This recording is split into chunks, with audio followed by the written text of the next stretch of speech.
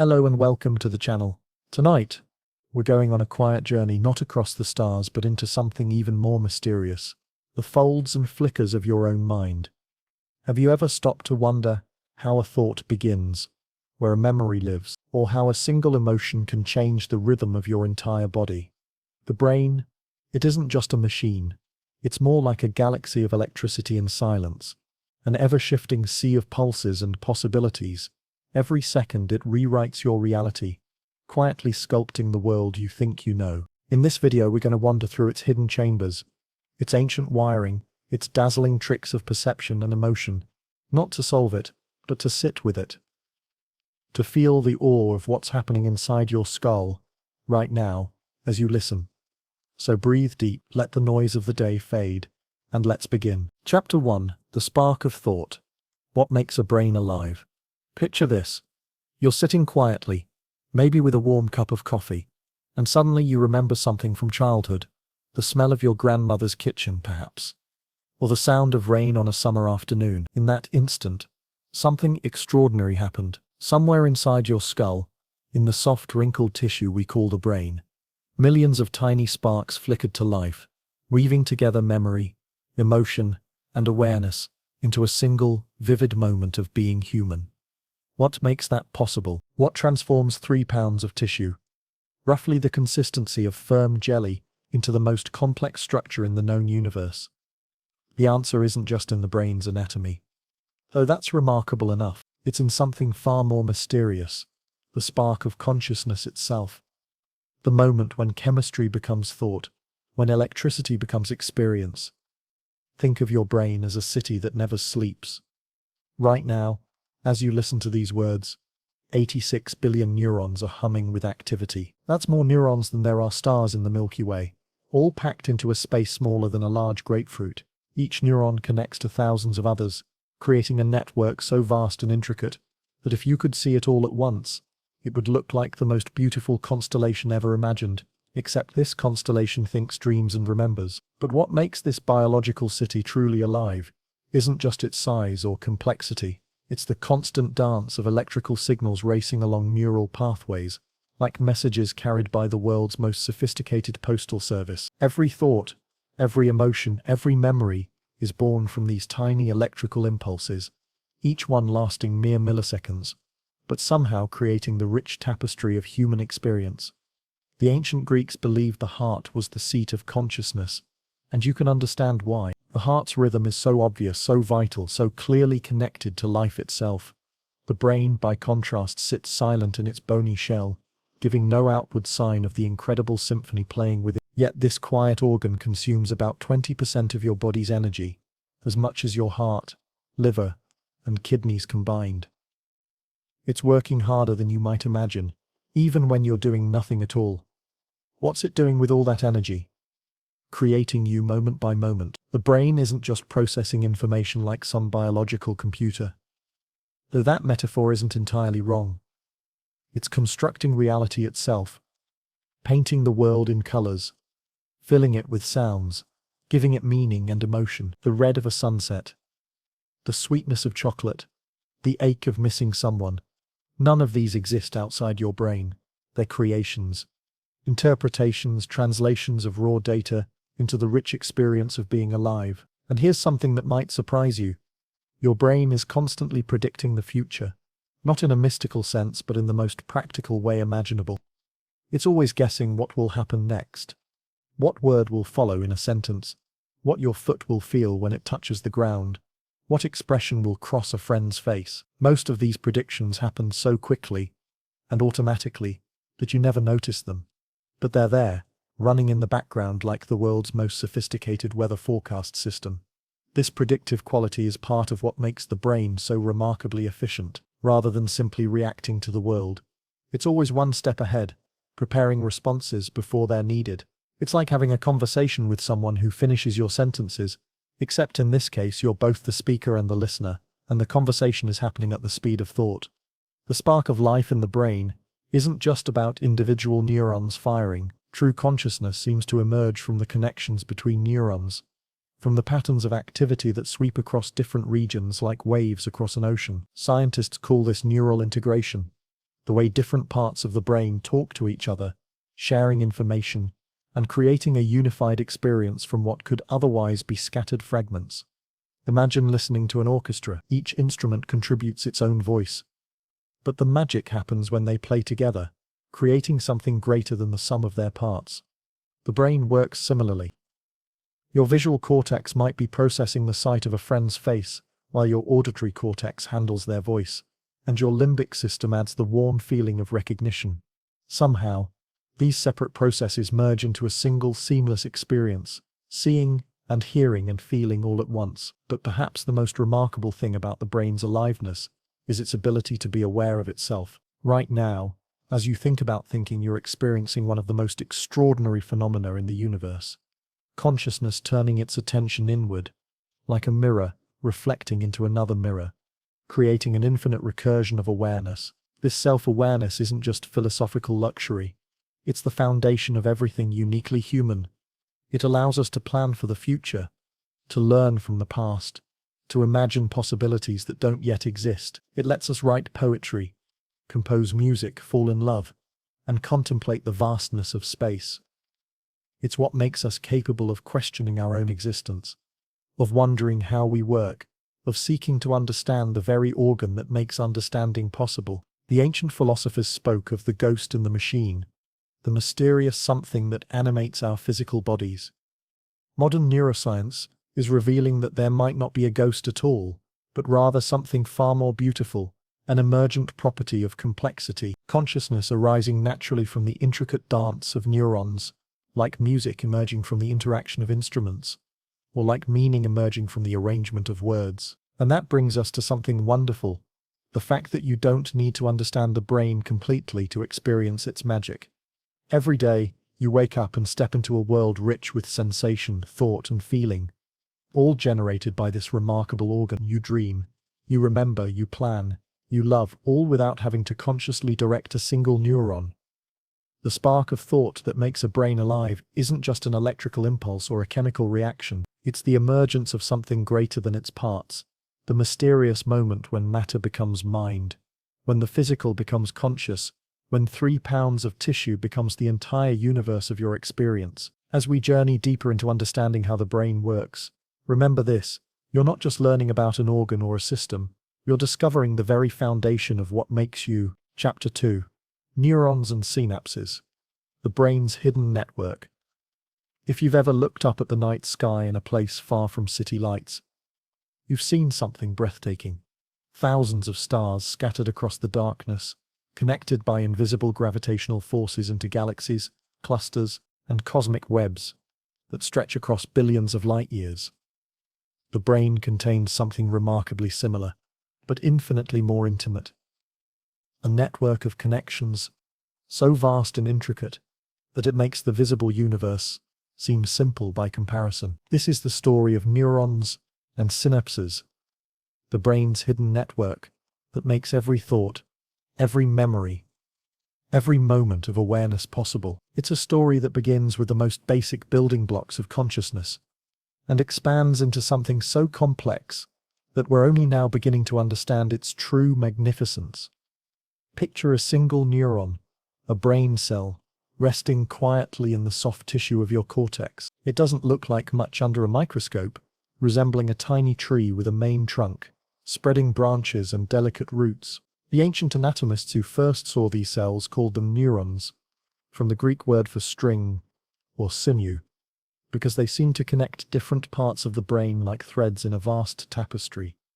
But this comparison, beautiful as it is, barely captures what neurons actually do. Unlike the threads in a tapestry which simply hold patterns in place, neurons are alive, dynamic, constantly changing their connections and the strength of their signals. They're more like living telephone operators in the world's most sophisticated switchboard, except instead of connecting 2 callers, each neuron might be connected to 10,000 others, receiving and sending signals in an endless cascade of communication. The neuron's body, called the soma, is where most of the cell's vital functions take place. It's here that proteins are manufactured, energy is produced, and the basic machinery of life hums along. But the real magic happens at the neuron's extremities, in the branching dendrites that reach out like arms to receive signals, and in the long axon that carries messages to other cells. Imagine standing in a crowded restaurant, trying to follow multiple conversations at once. The dendrites work something like this, constantly sampling the chemical and electrical chatter around them. They're covered in tiny receptors, each one tuned to specific chemical signals, like having ears that can only hear certain frequencies. When the right signal arrives, it triggers a tiny electrical change in the dendrite, not much more than a whisper of voltage, but enough to begin the process that might eventually become a thought. These whispers travel from the dendrites toward the neuron's cell body, where they are added up like votes in an election. If enough excitatory signals arrive within a brief window of time, they can overcome the inhibitory signals trying to keep the neuron quiet. When this threshold is reached, something remarkable happens. The neuron fires. The firing of a neuron isn't like electricity flowing through a wire, it's more like a wave racing along the shore, or a flame traveling along a fuse, an electrical impulse called an action potential. Rockets down the neuron's axon at speeds that can reach over 200 miles per hour. This isn't just electricity, it's a carefully orchestrated dance of sodium and potassium ions rushing through tiny channels in the cell membrane, creating a wave of depolarization that travels the length of the axon in milliseconds. But here's where the story becomes even more fascinating. When this electrical wave reaches the end of the axon, it doesn't simply jump to the next neuron like electricity arcing across a gap. Instead, it triggers the release of chemical messengers called neurotransmitters into a tiny space called a synapse, a word that comes from the Greek for clasp or junction. The synapse is one of the most beautiful and complex structures in biology. It's a gap so small that it would take 25,000 of them lined up to equal the width of a human hair. Yet within this microscopic space, some of the most important events in your life take place. Every memory you've ever formed, every emotion you've ever felt, every decision you've ever made, has depended on what happens in synapses. When neurotransmitters are released into the synaptic gap, they drift across like messages in bottles, carrying information from one neuron to another. On the receiving side, specialized receptors catch these chemical messages and translate them back into electrical signals. It's an exquisite system of translation, electricity to chemistry to electricity again, that allows neurons to communicate with remarkable precision and flexibility. What makes this network truly extraordinary isn't just its size, though the numbers are staggering.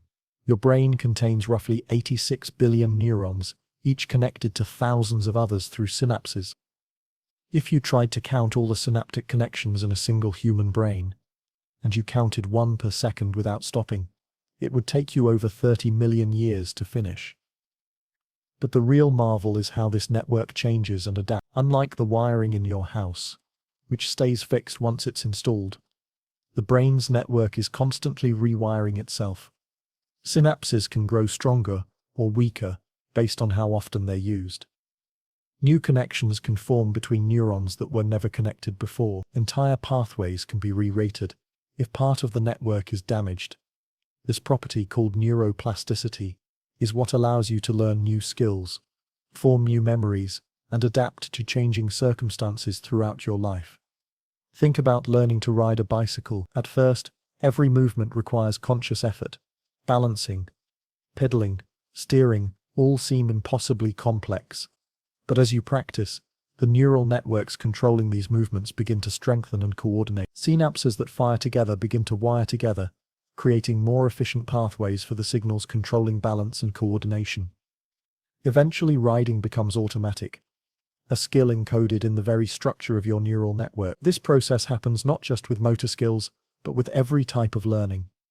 When you memorize a poem, specific patterns of synaptic connections encode those words. When you recognize a friend's face, it's because certain networks have been trained by repeated exposure to associate that particular pattern of features with that person. When you feel a surge of happiness at hearing a favorite song, it's because the melody has triggered learn associations stored in synaptic patterns throughout your brain. The synaptic network also gives rise to something neuroscientists call small world topology. The idea that even though the brain has billions of neurons, any two cells are typically connected by only a few intermediate steps. It's like the 6 degrees of separation concept applied to brain cells. This arrangement allows information to spread rapidly throughout the brain, while still maintaining specialized local circuits for specific functions. But perhaps most remarkably, this vast network somehow gives rise to consciousness itself. The individual neurons aren't conscious, they're just cells following chemical and electrical rules. The synapses aren't conscious, they're just gaps, where chemical signals cross, yet somehow, from the interactions of these unconscious elements, awareness emerges. It's like a city that becomes more than the sum of its buildings, or a symphony that transcends its individual notes. Scientists are still unraveling exactly how neural networks create subjective experience, but they're finding clues in the patterns of activity that sweep across the brain. Consciousness seems to arise not from any single neuron or synapse, but from the coordinated activity of networks spanning different regions, creating what researchers call neural integration, the binding together of separate processes into unified experience. This hidden network in your head is working right now as you process these words, connecting the visual patterns of letters to their meanings, linking those meanings to your existing knowledge, perhaps triggering memories or emotions associated with learning about the brain. It's a network more complex than the internet, more dynamic than any computer, more beautiful than any work of art, and it's what makes you you. As we continue our journey into understanding the brain, remember that every insight, every moment of comprehension, every flash of curiosity is made possible by this extraordinary network of neurons and synapses, quietly humming away in the darkness of your skull, creating the light of consciousness. It's Chapter 3, Electric Minds, How Signals Travel in Your Head. Close your eyes for a moment and imagine lightning, not the dramatic bolts that tear across stormy skies, but something far more subtle and infinitely more complex. Millions of tiny electrical sparks dancing through the soft tissue of your brain, each one carrying a fragment of thought, a whisper of sensation, a thread in the tapestry of consciousness. Right now, as you read these words, electrical signals are racing through your neural pathways at speeds that would make a Formula One driver envious, creating the very experience of understanding. This is the story of bioelectricity, how your brain harnesses the power of ions and electrons to create the phenomenon we call mind. It's a tale that begins with the most basic principles of physics and chemistry, but leads to something so extraordinary that we're still discovering its implications. The transformation of electrical energy into human experience. Your brain is, in essence, an electrical organ, but it's not electric in the way a toaster or computer is electric. It doesn't plug into the wall or run on batteries. Instead, it generates its own power through one of the most elegant systems in biology, a delicate dance of charged particles that creates just enough electrical potential to spark thoughts into existence. Think of a single neuron as a tiny biological battery. Like any battery, it maintains a voltage difference between its inside and outside. When a neuron is at rest, its interior is negatively charged compared to its surroundings. About 70 millivolts of difference. That might not sound like much, but scaled up to the size of everyday objects, it's equivalent to having a significant electrical field. Multiply this by 86 billion neurons, and you begin to appreciate the electrical power contained within your skull. This voltage difference isn't accidental. It's carefully maintained by what neuroscientists call the sodium-potassium pump, a microscopic machine embedded in the neuron's membrane. Like a tireless worker, this pump constantly moves sodium ions out of the cell and potassium ions in, creating and maintaining the electrical potential that makes neural signaling possible. It's so fundamental to brain function that it consumes about 20% of the brain's total energy budget, working around the clock to keep your neurons primed and ready to fire. But the real magic happens when a neuron decides to fire an action potential, the basic unit of neural communication. It begins when dendrites receive enough stimulation to push the neuron past its threshold. At that moment, something remarkable occurs. Channels in the neuron's membrane suddenly open, allowing sodium ions to rush into the cell like water through a burst dam. This influx of positive charges flips the neuron's polarity in a tiny section of its membrane, creating a wave of depolarization that races down the axon like a fire racing along a fuse. As this wave passes, potassium channels open behind it, allowing positive charges to flow back out and restore the neuron's negative interior. The whole process takes only a few milliseconds, but it's precisely timed and incredibly reliable. What's truly fascinating is that this isn't like electricity flowing through a wire. In a wire, electrons physically move from one end to the other. In a neuron, the electrical signal is more like a wave in a stadium crowd. Each person, or in this case each section of membrane, stands up, and sits down in sequence, creating the appearance of motion without anyone actually traveling the full distance. The speed at which these signals travel varies dramatically depending on the type of neuron. Some unmyelinated fibers carry signals at a leisurely pace of about 2 miles per hour. You could walk faster than some of your thoughts. But the fastest neural pathways, wrapped in fatty insulation called myelin, can conduct signals at over 200 miles per hour. These high-speed connections are like the brain's superhighways, carrying urgent information about movement, balance, and reflex responses. Myelin is one of evolution's most elegant solutions to the problem of neural communication. This white, fatty substance wraps around axons like insulation around electrical wires. But it serves a dual purpose. Not only does it prevent electrical signals from leaking out and interfering with neighboring neurons, but it also dramatically increases conduction speed through a process called saltatory conduction, from the Latin word for jumping. Instead of the electrical signal traveling continuously along the entire length of the axon, it jumps from one gap in the myelin, called a node of Ranvier, to the next. It's like hopscotch at the molecular level, allowing signals to skip along much faster than they could travel through uninsulated tissue. This is why diseases that damage myelin, like multiple sclerosis, can have such devastating effects on neural function. They're essentially stripping the insulation from the brain's electrical wiring. But the brain's electrical activity isn't just about individual neurons firing in isolation.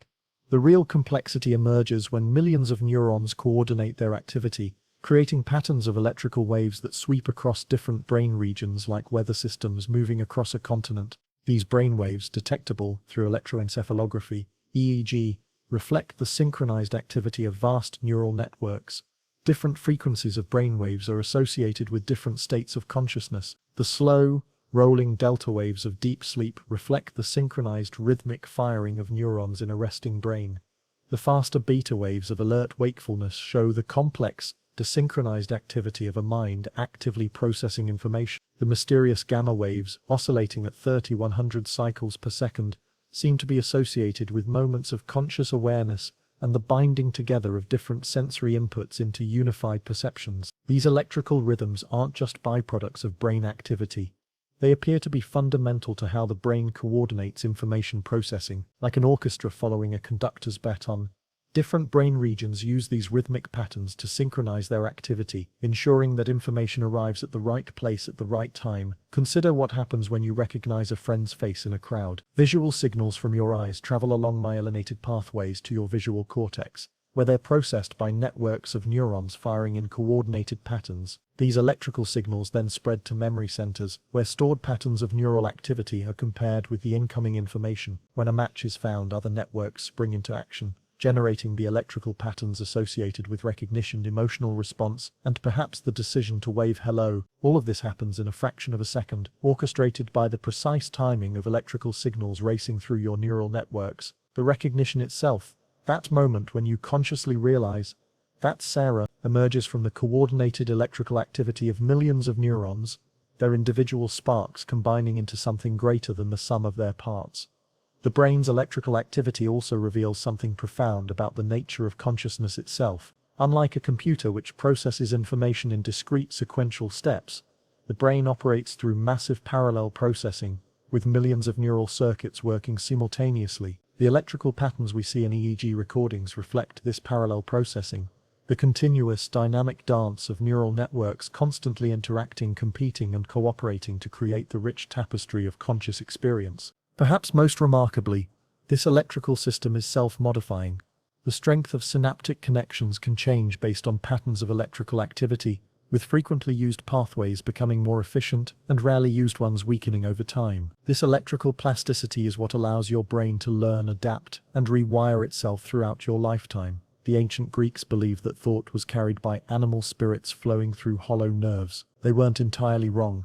They just couldn't have imagined that these spirits would turn out to be patterns of electrical activity, more complex and beautiful than anything they could have conceived. As we delve deeper into the brain's mysteries, remember that every insight, every moment of understanding, every flash of creativity is born from these electrical signals racing through your neural networks. You are, in the most literal sense, an electric mind, a constellation of charged particles dancing in patterns so intricate and precise that they give rise to the miracle of consciousness itself.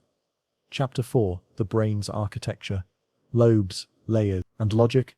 Imagine you're an architect, tasked with designing the most complex building ever conceived, one that must simultaneously serve as a library, a computer center, an art studio, a chemistry lab, a communications hub, and a command center, all while fitting into a space smaller than a large coconut.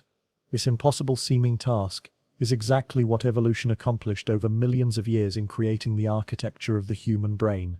The brain's structure isn't random or haphazard like the greatest architecture achievements in human history. It reflects both form and function, with each region specialized for specific tasks while contributing to the magnificent whole. Understanding this architecture is like having a map to the most fascinating territory on Earth, the landscape of human consciousness.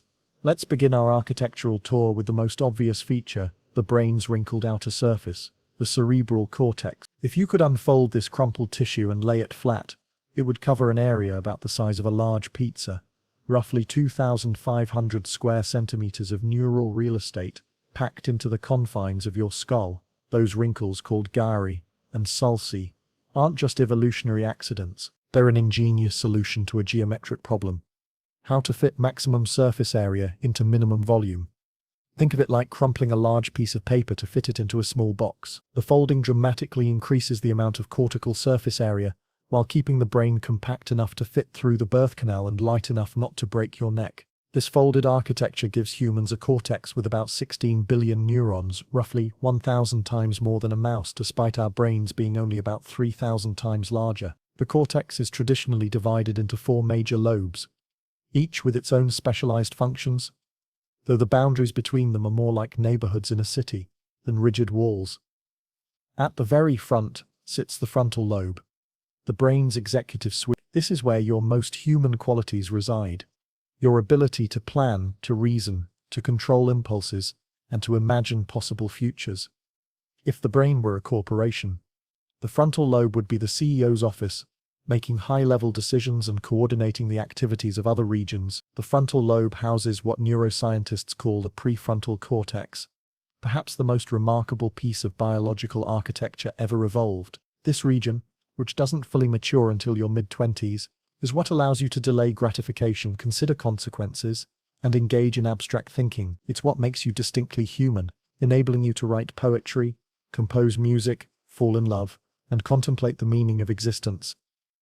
Moving backward from the frontal lobe, we encounter the parietal lobe, the brain's master integrator. If the frontal lobe is the CEO, the parietal lobe is like the company's communications director, constantly coordinating information from different departments.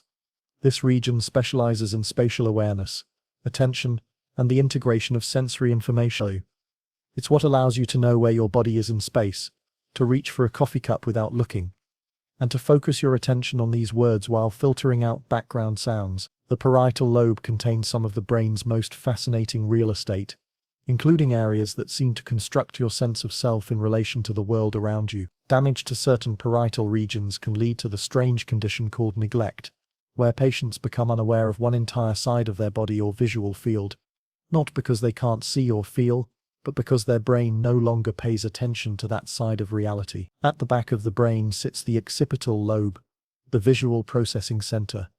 Despite being the smallest of the cortical lobes, it's responsible for one of our most important senses. The occipital lobe transforms the electrical signals from your eyes into the rich, colorful, three-dimensional world you experience. It's here that simple patterns of light and shadow become faces, landscapes, and the words you're reading right now. What's remarkable about visual processing is how hierarchical it is. Simple cells in the primary visual cortex respond to basic features like edges and lines. As information moves to higher levels of the visual hierarchy, neurons become sensitive to increasingly complex features, curves, shapes, textures, and eventually whole objects. It's like an assembly line for perception, with each stage adding more sophisticated analysis to the raw visual data. On the sides of the brain, just above your ears, lie the temporal lobes, the brain's memory vaults and language centers. The temporal lobes house the hippocampus, that seahorse-shaped structure crucial for forming new memories, as well as areas specialized for processing sounds, recognizing faces, and understanding language. It's in the temporal lobe, that the stream of present experience is converted into lasting memories, where the sound patterns of speech become meaningful words. But this division into lobes, useful as it is for understanding brain organization, doesn't tell the whole story. The brain is also organized in layers, like a geological formation built up over evolutionary time. The deepest, most ancient structures control basic functions like breathing, heart rate, and sleep-wake cycles. These brainstem regions are remarkably similar across many species. The basic architecture for keeping a body alive hasn't changed much over millions of years. Wrapped around the brainstem sits the limbic system, sometimes called the emotional brain. This collection of structures, including the amygdala, hippocampus, and various connecting regions, processes emotions, motivations, and memories.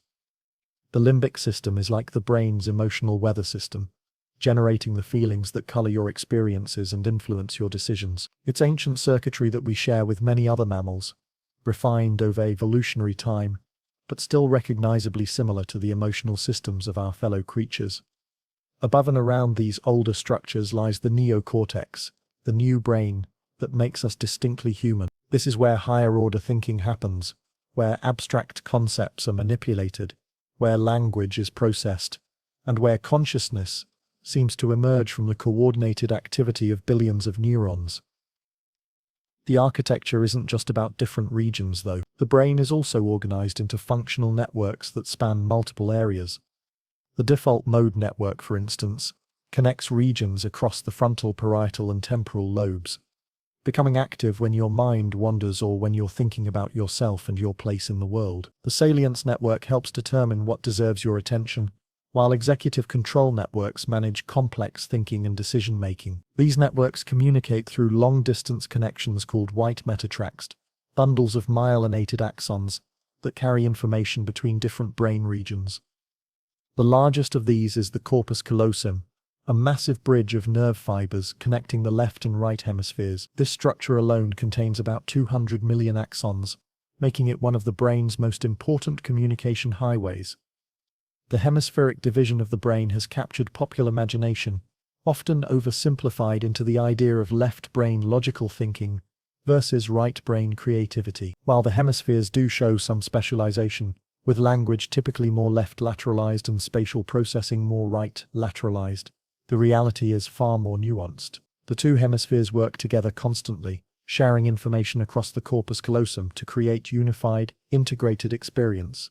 What's perhaps most remarkable about the brain's architecture is how it balances specialization with integration. Individual regions have specialized functions, yet consciousness emerges from their coordinated activity. It's like a symphony orchestra where each section has its own role: strings, brass, woodwinds, percussion, but the music emerges from their interaction under the guidance of an invisible conductor that might be consciousness itself.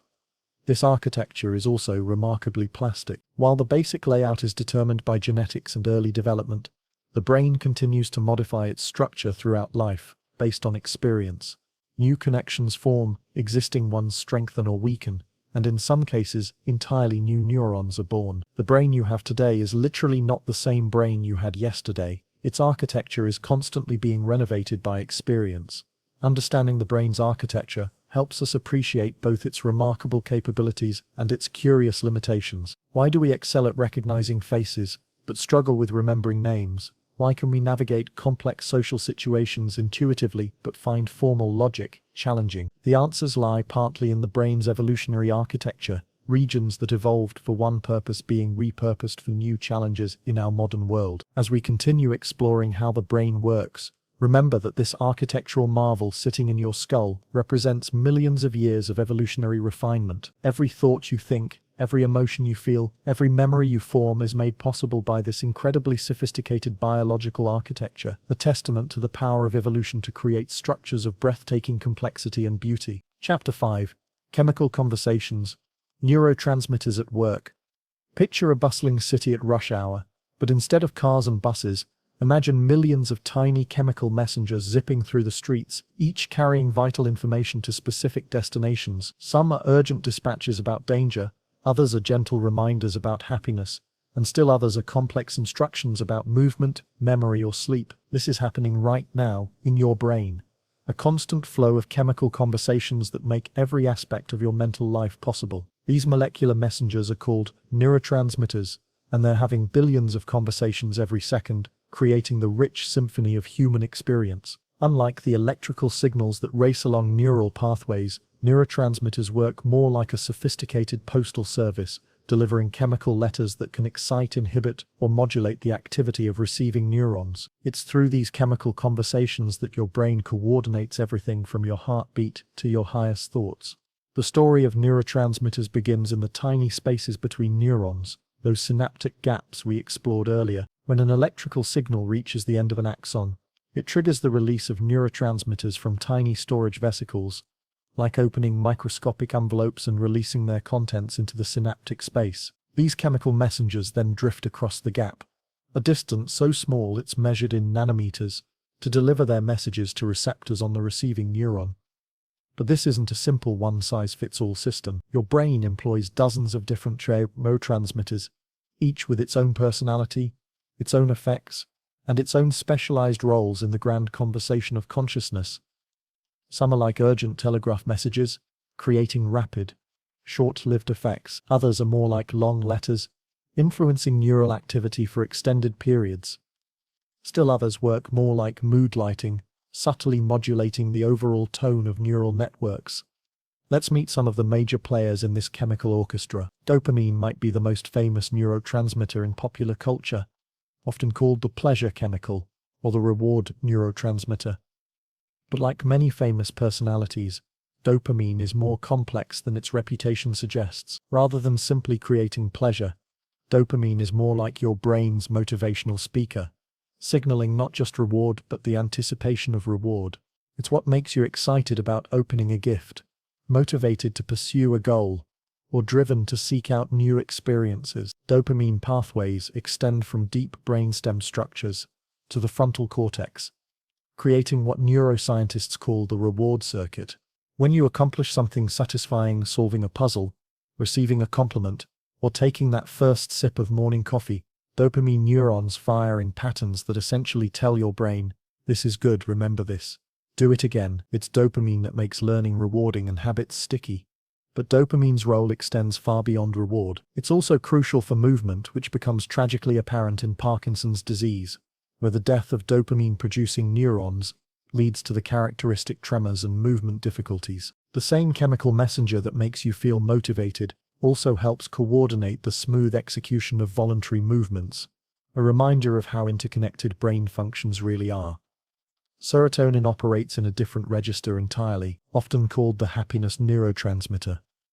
Serotonin is more like your brain's mood stabilizer and social coordinator. It influences everything from sleep and appetite to social behavior and emotional regulation. About 90% of your body's serotonin is actually produced in your gut, highlighting the intimate connection between your digestive system and your emotional state, the basis for those gut feelings we experience. In the brain, serotonin acts like a eel modulator, influencing the activity of many other neural systems. It helps regulate circadian rhythms, working with your body's internal clock to coordinate sleep and wakefulness. It affects appetite and satiety, playing a role in when you feel hungry or full. Perhaps most importantly, it seems to influence your overall sense of well-being and your ability to maintain emotional balance in the face of life's challenges. GABA, aminobutyrate acid, might have a tongue-twisting name, but its function is elegantly simple. It's your brain's primary brake pedal. If the nervous system were a car, GABA would be what keeps it from racing out of control. About 40% of all synapses in the brain use GABA, making it the most common inhibitory neurotransmitter. It's what allows you to calm down after excitement, fall asleep after a busy day, and maintain the delicate balance between excitation and inhibition that keeps neural networks functioning properly. Without adequate GABA activity, the brain becomes hyperexcitable, leading to anxiety, insomnia, and in extreme cases seizures. Many anti-anxiety medications work by enhancing GABA's effects, essentially turning up the volume on the brain's natural calming system. It's like having a skilled conductor who knows exactly when to quiet the brass section so the strings can be heard. On the opposite end of the spectrum sits glutamate, the brain's primary accelerator. If GABA is the brake pedal, glutamate is the gas pedal, responsible for most of the brain's excitatory signaling. It's glutamate that gets neurons fired up and ready to communicate, creating the electrical storms of activity that underlie learning, memory formation, and conscious thought. Glutamate is particularly important in a process called long-term potentiation, the strengthening of synaptic connections that forms the basis of learning and memory. When you learn something new, glutamate helps forge stronger connections between neurons, literally rewiring your brain to incorporate new information. It's the chemical basis of the saying, neurons that fire together, wire together.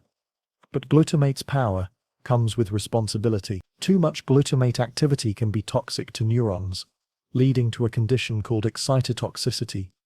It's like having too much acceleration without enough braking. The system can overheat and damage itself. This is why the brain has evolved sophisticated mechanisms to keep glutamate levels in check, including specialized cells called astrocytes that act like molecular janitors, cleaning up excess glutamate from synaptic spaces. Acetylcholine brings a different flavor to the brain's chemical conversation, often called the learning neurotransmitter. Acetylcholine is like your brain's spotlight operator, directing attention and facilitating the formation of new memories. It's particularly concentrated in areas involved in learning and memory, and its activity increases dramatically when you're paying close attention to something new or important. Interestingly, acetylcholine was the first neurotransmitter ever discovered, identified in the 1920s by Otto Loewi in a famous experiment involving frog hearts. Loewi stimulated the vagus nerve of one frog heart, causing it to slow down, then transferred the fluid from around that heart to a second heart, which also slowed down. This elegant experiment proved that nerve signals could be transmitted by chemical messengers, launching the entire field of neurotransmitter research. The story becomes even more fascinating when we consider how these chemical messengers interact with each other. The brain isn't just a collection of individual neurotransmitter systems working in isolation. It's more like a complex ecosystem where different chemical signals influence and modulate each other in intricate ways. Consider what happens when you fall in love. This most human of experiences involves a complex cocktail of neurotransmitters working in concert. Dopamine creates the excitement and motivation to pursue your beloved, norepinephrine. Another key player we haven't fully discussed adds the racing heart and sweaty palms of romantic excitement. Serotonin levels actually decrease, which might explain the obsessive thoughts that characterize early romantic love. Eventually, if the relationship develops, oxytocin and vasopressin, sometimes called bonding hormones, help create the deeper attachment that sustains long-term relationships. Norepinephrine deserves special mention as your brain's alarm system and focus enhancer. Related to adrenaline, epinephrine, in the body, norepinephrine heightens alertness, increases arousal and sharpens attention. It's what makes your mind feel crystal clear during moments of excitement or danger. But like a smoke alarm that's too sensitive, an overactive norepinephrine system can contribute to anxiety and hypervigilance. The timing of these chemical conversations is as important as their content. Neurotransmitters don't just randomly flood the brain. Their release is precisely coordinated with neural activity, creating complex temporal patterns that carry information. Some neurotransmitters work quickly, binding to receptors that directly open ion channels and create immediate effects. Others work more slowly, binding to receptors that trigger cascades of biochemical changes inside neurons, modulating their activity for minutes, hours, or even longer. This temporal complexity allows for incredibly sophisticated signaling. A single neurotransmitter can have different effects depending on which type of receptor it binds to, how long it remains in the synaptic space, and what other neurotransmitters are present at the same time. It's like having a language where the same word can have different meanings depending on its context, timing, and the other words surrounding it. The brain also shows remarkable regional specificity in its use of neurotransmitters. Different brain areas employ different chemical vocabularies, like neighborhoods in a multicultural city where different languages predominate. The dopamine-rich reward circuits of the midbrain speak a different chemical language than the GABA-dominated inhibitory networks of the cerebral cortex or the acetylcholine-heavy learning centers of the hippocampus. This chemical diversity allows for incredible functional specialization, while maintaining the integration necessary for unified consciousness. Your visual cortex might be chattering away in glutamate and GABA as it processes the words on this page, while your reward circuits are quietly humming with dopamine as you experience the satisfaction of learning something new, and your attention networks are being tuned by acetylcholine to keep you focused on reading. Perhaps most remarkably, this chemical conversation is constantly adapting and changing. The number and sensitivity of neurotransmitter receptors can increase or decrease based on experience, a process called upregulation and downregulation. If a neurotransmitter is chronically overabundant, neurons might reduce their receptor numbers to compensate. If it's scarce, they might increase receptor sensitivity to make the most of what's available. This adaptive quality helps explain both the brain's resilience and its vulnerability. It's why you can develop tolerance to certain drugs. Your brain adapts to their presence by changing its receptor systems. It's also why sudden changes in neurotransmitter levels, whether from medication, diet, stress, or disease, can have such profound effects on mood, cognition, and behavior. The modern understanding of neurotransmitters has revolutionized our approach to mental health, neurological diseases, and cognitive enhancement. Antidepressants work by modifying serotonin or other neurotransmitter systems. Parkinson's medications aim to compensate for lost dopamine function. Alzheimer's treatments attempt to boost acetylcholine activity in learning and memory circuits. But perhaps the most important insight from neurotransmitter research is how it reveals the fundamental unity of mind and body, thought and chemistry. Every emotion you feel, every memory you form, every decision you make emerges from these molecular conversations. You are, in the most literal sense, your chemistry. Not in a reductionist way that diminishes the beauty of human experience, but in a way that reveals the extraordinary sophistication of the biological systems that create consciousness. As we continue exploring the brain's mysteries, remember that these chemical conversations are happening right now as you read, creating the very experience of understanding, curiosity, and wonder that makes this journey of discovery possible. Chapter 6. The Conscious Mind. What makes you aware? Have you ever paused in the middle of reading and suddenly become aware of the fact that you're aware? That strange, recursive moment when consciousness turns its spotlight on itself, creating an infinite hall of mirrors where the observer observes the observer observing. This is perhaps the most profound mystery in all of science. How does the soft grey tissue in your skull give rise to the vivid, subjective experience of being you? Right now, as you process these words, something extraordinary is happening. Photons from the page or screen are striking your retinas, triggering cascades of electrical activity that race through your visual system. Your brain is parsing the shapes of letters, matching them to stored patterns, extracting meaning, and somehow in ways we're only beginning to understand, creating the rich, seamless experience of reading and comprehending. You're not just processing information like a computer, you're experiencing it, feeling it, being aware of it in a way that seems fundamentally different from mere computation. This is consciousness, not just the ability to respond to stimuli or process information, but the subjective, first-person experience of what it's like to be you. It's the redness of red, the pain of heartbreak, the joy of laughter, the mysterious sense of what it's like that philosophers call qualia. It's what makes you more than just a biological robot, following programmed responses. It's what makes you aware that you exist. The question of consciousness has puzzled humans for millennia. Ancient philosophers debated whether the mind was separate from the body, a ghost in the machine that somehow animated dead matter. Religious traditions spoke of souls and spirits, ineffable essences that transcended physical existence. Even today, with all our sophisticated neuroscience, consciousness remains what many consider the hard problem, the seemingly impossible gulf between objective neural activity and subjective experience. Yet, modern neuroscience is beginning to illuminate this mystery, revealing consciousness not as some magical substance separate from the brain, but as an emergent property of neural activity, something that arises from the complex interactions of billions of neurons, like a symphony emerging from the coordinated playing of individual instruments. One of the most important insights is that consciousness isn't a single thing, but rather a collection of processes that work together to create unified awareness. Think of it like a river that appears to be one flowing body of water but is actually composed of countless droplets, currents and eddies all moving together.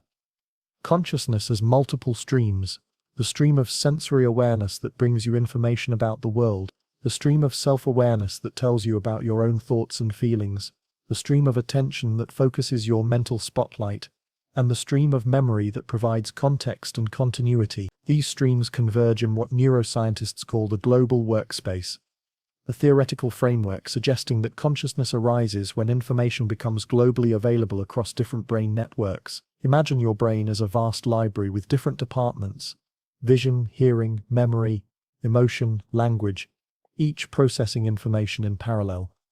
Most of this processing happens unconsciously, like librarians working quietly in their respective sections. But occasionally, information from one department becomes so important or relevant that it gets broadcast globally, shared across all departments, and made available to consciousness. This broadcasting isn't random, it's competitive. At any given moment, multiple streams of information are vying for conscious awareness: the sound of traffic outside, the feeling of the chair you're sitting in, memories triggered by something you just read, thoughts about what you'll do later.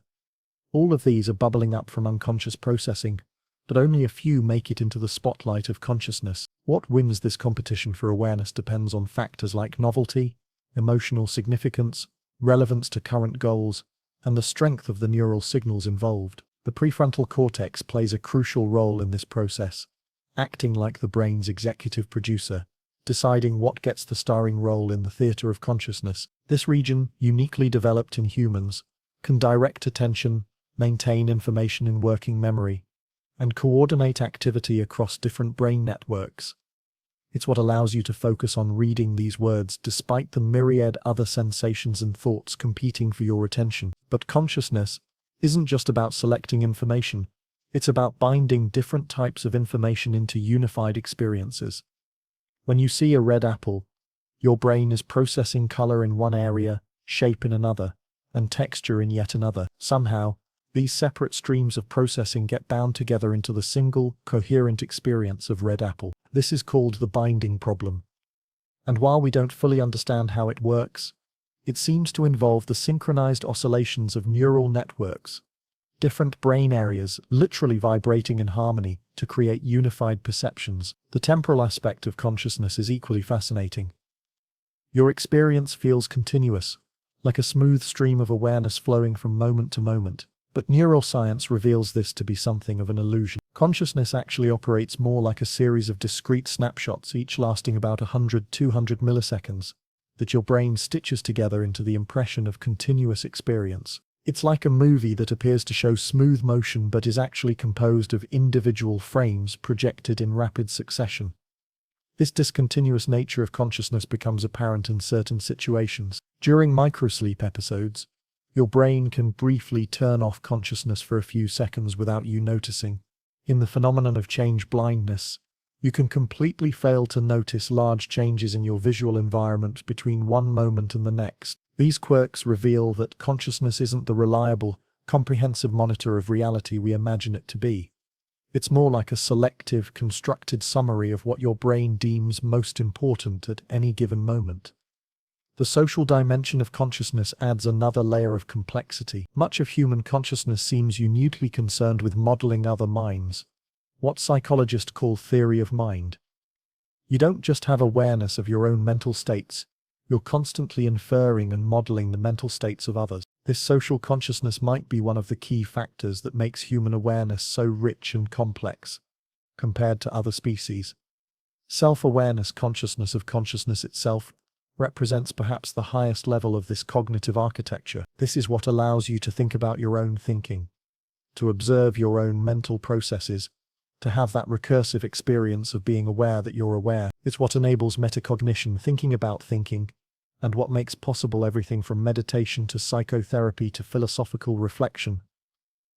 Interestingly, this self-awareness isn't constant or uniform. There are times when you're completely absorbed in an activity, what psychologists call flow states, where self-consciousness disappears and you become one with whatever you're doing. There are other times when self-awareness becomes hyperactive, leading to the kind of rumination and self-consciousness that can fuel anxiety and depression. The study of altered states of consciousness, whether induced by meditation, psychedelics, sleep, or neurological conditions, provides valuable insights into consciousness's normal operations. These states reveal that what we consider normal consciousness is just one possible configuration of neural activity. Under different conditions, the brain can generate completely different types of conscious experience. The bizarre narratives of dreams, the dissolution of self, other boundaries in mystical experiences, the fragmented awareness of certain psychiatric conditions. Perhaps most remarkably, consciousness appears to be remarkably plastic and adaptable. People who lose their sight develop enhanced auditory and tactile awareness. Those with split brain conditions, where the connection between hemispheres is severed, develop what appears to be two separate streams of consciousness. The brain's remarkable ability to adapt and reorganize means that consciousness itself can change and evolve throughout life. Modern neuroscience is also revealing how much of what we do happens outside conscious awareness. Most of your brain's activity, probably over 95%, is unconscious. You're not aware of the complex computations involved in understanding language, recognizing faces, or controlling movement. These processes happen automatically, freeing consciousness to focus on higher-level functions like planning, decision-making, and creative thinking. This raises profound questions about free will and personal agency. If most brain activity is unconscious, and if consciousness seems to be more of an observer than a controller, what does this mean for our sense of being in control of our own lives? Some researchers suggest that consciousness might be less like the CEO of a company and more like a press secretary, not making the decisions but providing a narrative account of what the organization is doing. Yet consciousness, whatever its limitations, remains the foundation of human experience. It's what allows you to appreciate beauty, to love others, to contemplate your place in the universe, to suffer, and to hope. It's the reason you can read these words and find meaning in them. The reason you can wonder about your own existence and seek to understand the very organ that makes understanding possible. As we continue exploring the brain's mysteries, remember that consciousness isn't just something you study, it's the very medium through which all study happens. Every insight, every moment of understanding, every flash of curiosity arises within the mysterious theater of awareness that makes you uniquely, undeniably you. Chapter 7. The Subconscious Engine. What happens below awareness? Beneath the bright spotlight of consciousness lies a vast, dark ocean of mental activity that never stops working. Like the hidden portion of an iceberg, this subconscious realm dwarfs what you're aware of, containing the complex machinery that keeps your mind running smoothly, without you ever having to think about it. Right now, as you read these words, your subconscious is simultaneously controlling your breathing, processing background sounds, maintaining your balance, accessing memories, preparing motor responses, and performing thousands of other tasks that would overwhelm your conscious mind if you had to manage them all deliberately. This is the story of your brain's most tireless worker, the subconscious mind that operates continuously, efficiently, and largely invisibly, making possible everything from your ability to walk down a crowded street while lost in thought, to your capacity to recognize a friend's voice instantly in a noisy room. It's a realm so fundamental to your existence that consciousness itself might be better understood as a small, well-lit room sitting atop this vast underground factory of the mind. The subconscious isn't just one system but rather a confederation of specialized processes, each evolved to handle specific types of information without requiring conscious oversight. Think of it as your brain's autopilot, not just for simple repetitive tasks, but for incredibly sophisticated operations that would be impossible to perform if you had to consciously control every detail. Consider something as seemingly simple as walking. When you decide to walk across a room, your conscious mind makes the high-level decision, I want to go over there. But the actual execution involves thousands of precise calculations that happen completely outside awareness. Your brain must coordinate dozens of muscles, monitor balance through your inner ear, adjust for obstacles detected by your peripheral vision, and continuously recalibrate based on feedback from sensors throughout your body. The computational demands are staggering, yet it all happens so smoothly and automatically that you can walk while carrying on a conversation, planning your day, or thinking about something completely unrelated. This automatic processing extends to virtually every aspect of human behavior. When you drive a familiar route, your conscious mind might be focused on a podcast or planning a meeting, while your subconscious handles the complex task of navigation. It's monitoring traffic patterns, adjusting speed, recognizing road signs, and making split-second decisions about lane changes, all while your conscious attention is elsewhere. This is why you sometimes arrive at a destination with little memory of the journey itself. Your subconscious was competently handling the driving, while consciousness was occupied with other matters. The speed at which subconscious processing operates is truly remarkable, while conscious thought unfolds at a relatively leisurely pace. You can only hold a few items in working memory at once, and can only focus attention on one complex task at a time.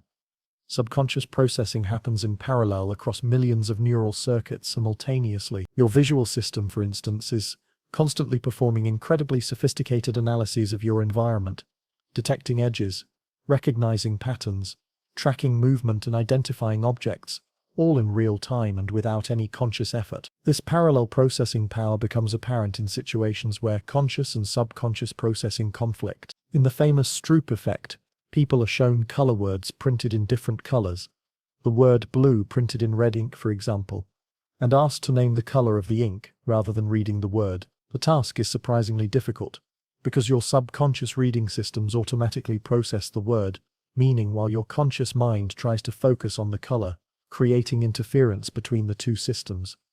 The subconscious is also where most learning actually takes place. While conscious attention might be necessary to initially acquire a skill, the real work of mastery happens below awareness through countless repetitions that gradually refine neural pathways. When a pianist plays a complex piece, their conscious mind might be focused on musical expression, while their subconscious handles the intricate finger movements that have been encoded through years of practice. The muscle memory, as we call it, represents incredibly sophisticated motor programs stored in subconscious neural networks. Memory itself is largely a subconscious phenomenon. While you might consciously try to remember something, the actual process of memory retrieval happens automatically, and often unpredictably. You've probably experienced this when trying to remember a name or word. The harder you consciously try, the more elusive it becomes, until suddenly it pops into awareness seemingly from nowhere. This happens because memory search is largely a subconscious process that works best when not interfered with by conscious effort. The subconscious also serves as a kind of early warning system, constantly scanning the environment for potential threats or opportunities. This is why you might suddenly feel uneasy walking down a dark street before consciously noticing anything specific, or why you might find yourself inexplicably drawn to someone at a party before you can articulate what attracted you. Your subconscious has detected patterns or signals that haven't yet reached conscious awareness but are already influencing your emotions and behavior.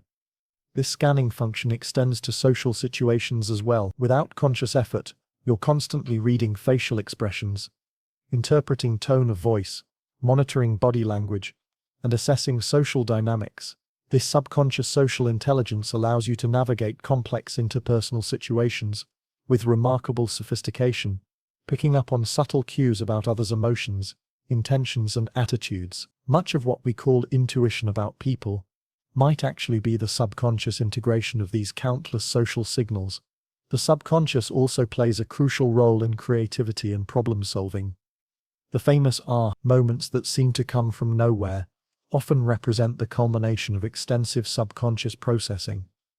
Your conscious mind might be stuck on a problem, but your subconscious continues working on it in the background, making connections and exploring possibilities outside awareness. This is why solutions often come to you in the shower, during a walk, or just as you're falling asleep, moments when conscious control relaxes and allows subconscious insights to surface. Research has shown that the subconscious can sometimes solve problems more effectively than conscious thought, particularly when dealing with complex decisions involving many variables. In studies where people had to choose between different options, apartments, jobs, products, those who made decisions quickly based on their initial impressions often chose better than those who carefully analyzed all the details. The subconscious appears to be better at integrating large amounts of information and detecting overall patterns, while conscious analysis can sometimes get bogged down in details and lose sight of the bigger picture.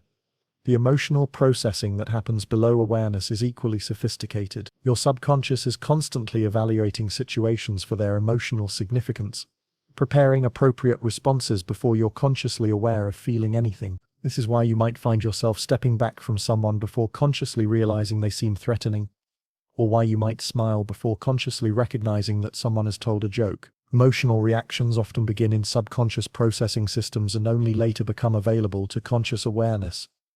This subconscious emotional processing also influences decision-making in ways you might not realize. What economists call rational decision-making, carefully weighing costs and benefits, is actually quite rare.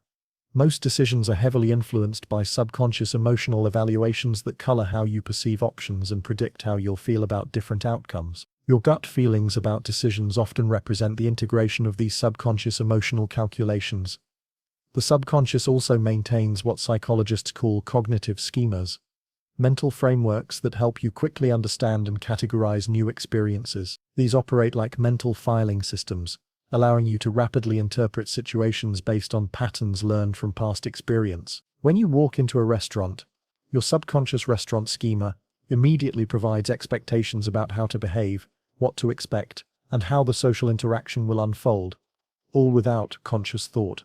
However, these same schemas can also lead to biases and errors. Because subconscious processing relies heavily on past experience and learned patterns, it can perpetuate stereotypes, jump to incorrect conclusions, or apply inappropriate categories to new situations. Much of what we call prejudice might actually represent the subconscious application of schemas based on limited or skewed experience. The relationship between conscious and subconscious processing is complex and dynamic. While much happens outside awareness, consciousness can sometimes influence subconscious processing through what psychologists call top-down control. When you consciously decide to pay attention to something, you're directing subconscious processing systems to prioritize certain types of information. When you set a goal, you're programming subconscious systems to notice opportunities and obstacles related to that goal. This interplay becomes apparent in meditation and mindfulness practices, which essentially involve training consciousness to observe subconscious processes without immediately interfering with them. Advanced meditators report being able to watch thoughts and emotions arise from subconscious processing before they fully form in consciousness, gaining insight into the usually hidden machinery of the mind. The subconscious engine that runs beneath awareness is perhaps your brain's greatest achievement, a vast integrated system that handles the enormous computational demands of navigating a complex world, while leaving consciousness free to focus on higher-level goals, creative thinking, and social interaction. It's what allows you to be human rather than just a conscious computer, providing the automatic competence that makes sophisticated behavior possible without overwhelming your limited conscious resources. As we continue exploring the brain's mysteries, remember that every conscious thought you have floats atop this vast ocean of subconscious activity, supported by processes so complex and sophisticated that we're only beginning to understand their true magnificence. Chapter 8. How Memory Works. From Moments to Lifelong Imprints. Close your eyes and remember your first day of school. Can you feel the mixture of excitement and nervousness? Do you recall the smell of new crayons, the sound of children's voices echoing in unfamiliar hallways, the texture of that stiff new backpack against your shoulders? What seems like a simple act of remembering is actually one of the most extraordinary processes in the known universe. The transformation of fleeting moments into lasting neural sculptures that can be recalled decades later with vivid detail. Memory isn't just about storing information like files on a computer hard drive. It's a dynamic creative process that quite literally reconstructs the past every time you remember something. Your brain doesn't contain a video recording of your experiences. Instead, it holds the ingredients, fragments of sensations, emotions, and thoughts that it reassembles into the experience of remembering. Each time you recall a memory, you're not just retrieving it, you're rebuilding it, and in the process, subtly changing it. This rebuilding process begins the moment something happens to you. Right now, as you read these words, your brain is deciding what aspects of this experience might be worth preserving. The font of the text, the comfort of your chair, the ambient temperature, the thoughts flowing through your mind. All of these elements are being processed by different neural systems, but only some will make the transition from immediate experience to lasting memory. The journey from experience to memory involves 3 distinct stages, each with its own neural mechanisms and characteristics.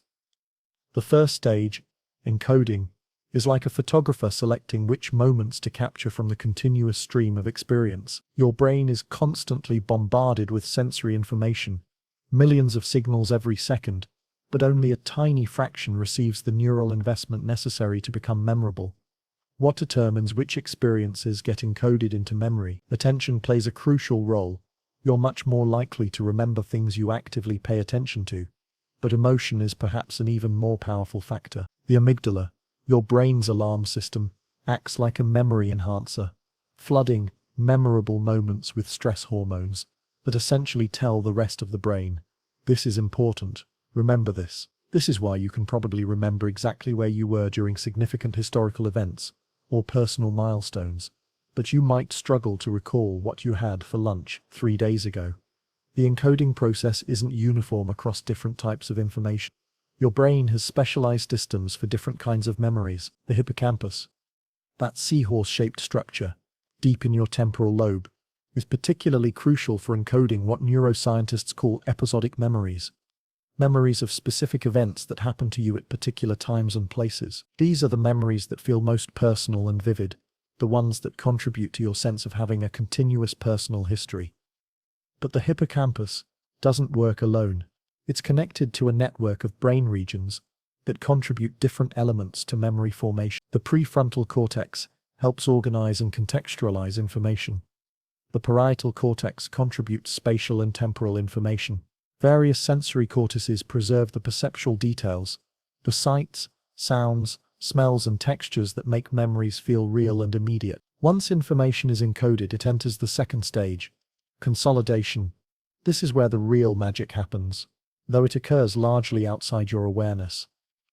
During consolidation, memories are gradually transferred from the hippocampus to various regions of the neocortex for long-term storage. This process can take weeks, months, or even years, and it's during this time that memories become more stable, but also more schematic. Sleep plays a crucial role in memory consolidation, particularly during slow-wave sleep, when your brain shows large synchronized oscillations that seem to help coordinate the transfer of information between brain regions.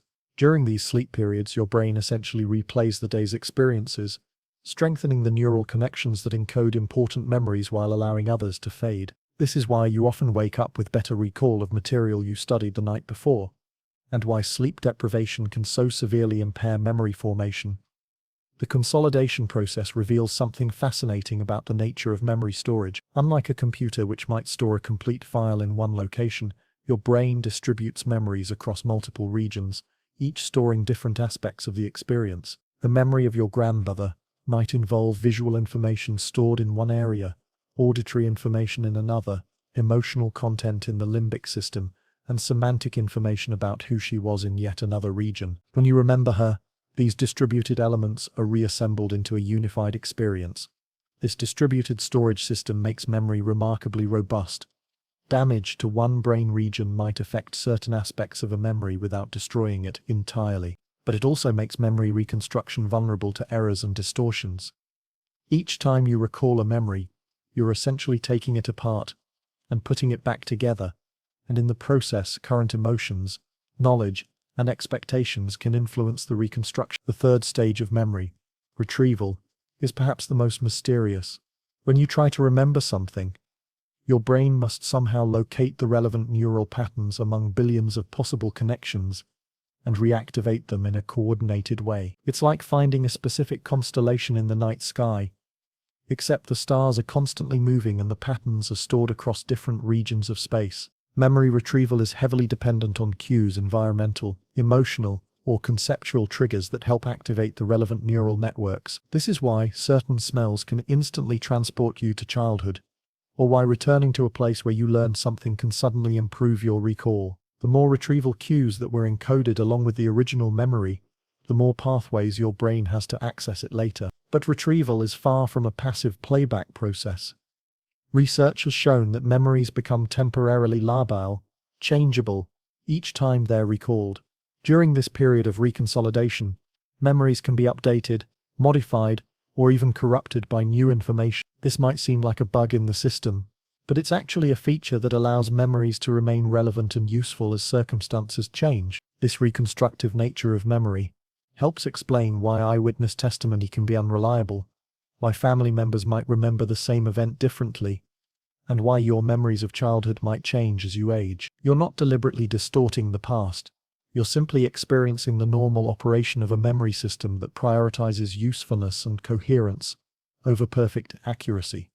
Different types of memories involve different neural systems and follow different rules. Procedural memories, your knowledge of how to ride a bike, type on a keyboard, or tie your shoes, are largely stored in motor cortex and the basal ganglia. These memories are remarkably durable and automatic, which is why you can perform complex learned skills without conscious thought even after years of not practicing them. Semantic memories. Your general knowledge about the world is stored primarily in the temporal cortex and become increasingly independent of the hippocampus over time. This is why people with hippocampal damage might lose the ability to form new episodic memories while retaining their general knowledge and older memories. Working memory, which allows you to temporarily hold and manipulate information, operates through sustained activity in the prefrontal cortex. This system is severely limited. You can only hold about 7 items in working memory at once, but it's crucial for complex thinking, problem solving, and language comprehension. The emotional coloring of memories involves the amygdala and its connections to other brain regions. Highly emotional memories tend to be more vivid and persistent, though they're not necessarily more accurate. In fact, the confidence you feel in an emotional memory doesn't correlate strongly with its accuracy.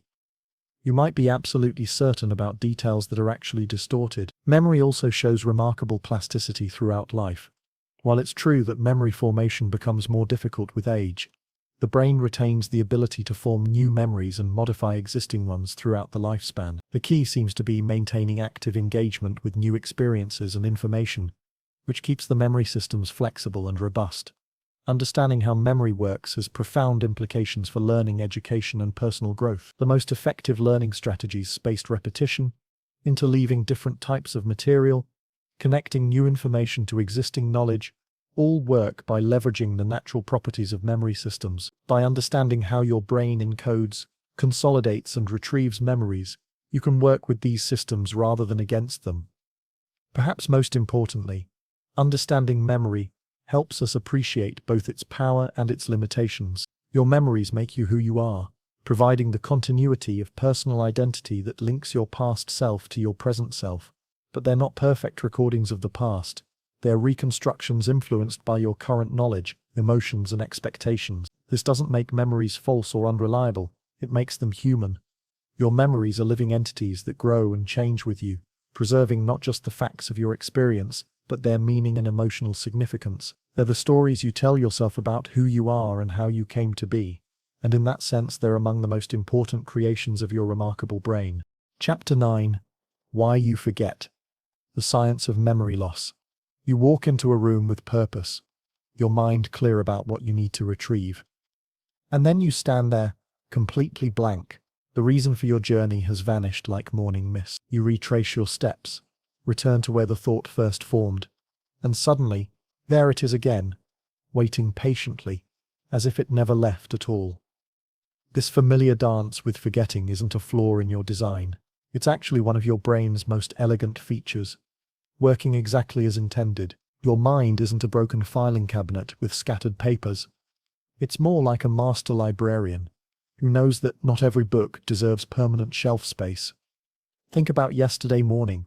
Can you remember the exact pattern of shadows on your bedroom wall when you woke up? The precise temperature of your coffee? The fourth song that played on your commute? Of course not. And thank goodness for that.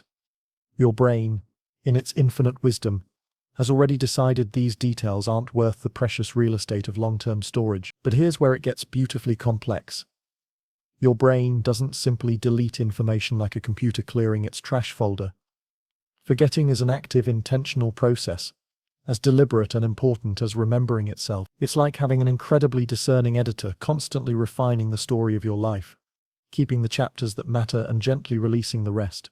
The science of forgetting begins with understanding that your brain creates memories in layers, like sediment settling at the bottom of a quiet lake. When you experience something, the taste of strawberries, the sound of rain, the feeling of sand between your toes, neurons fire in complex patterns, forming delicate networks of connection.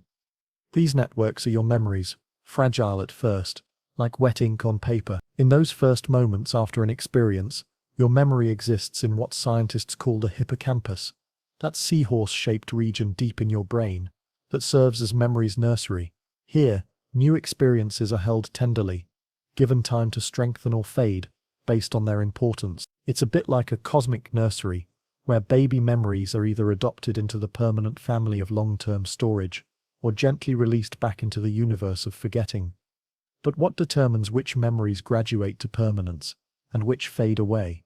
The answer is surprisingly poetic. Your brain pays attention to what moves you, literally and figuratively. Memories attached to strong emotions, repeated experiences, or novel surprises get priority treatment. They're like Phoebe guests at the Club of Consciousness, getting fast-tracked to the permanent collection. The strawberry you ate while falling in love. That memory gets golden treatment, filed away with care in your cortex. The unremarkable strawberry you had with Tuesday's lunch. It joins the gentle tide of forgetting, making space for more meaningful moments. Your brain understands something profound about the nature of experience, that meaning matters more than mere occurrence. This process isn't random or cruel, it's deeply compassionate. Imagine if you remembered everything with equal clarity. Every stubbed toe, every boring conversation, every moment of mild discomfort. Your mind would be cluttered with the mundane, unable to highlight the magic. Forgetting is your brain's way of curating the museum of your life, ensuring that what remains has weight and significance. But sometimes the system encounters interesting glitches. You might forget where you put your keys, but remember perfectly the phone number from your childhood home. You might lose track of what you did last Tuesday, but recall with startling clarity the smell of your grandmother's kitchen from decades ago. These aren't malfunctions, they're features of a system that values emotional resonance over chronological logic. Your brain treats different types of memories like different species of plants in a garden. Some memories are like sturdy oak trees, childhood traumas, first loves, moments of triumph, their roots growing deeper with time. Others are like delicate flowers, what you wore yesterday, the name of someone you met briefly at a party, beautiful in the moment, but naturally ephemeral. The fascinating thing about forgetting is that it's not really erasure. It's more like paths through a forest growing over from lack of use. The memory isn't destroyed, it simply becomes inaccessible, overgrown by newer experiences and changing neural pathways. Sometimes, triggered by a particular scent or song, you can stumble back onto those old paths and find memories you thought were lost forever, waiting there like hidden treasures. Scientists have discovered that sleep plays a crucial role in this process of forgetting and remembering. While you rest, your brain engages in what researchers poetically call synaptic homeostasis.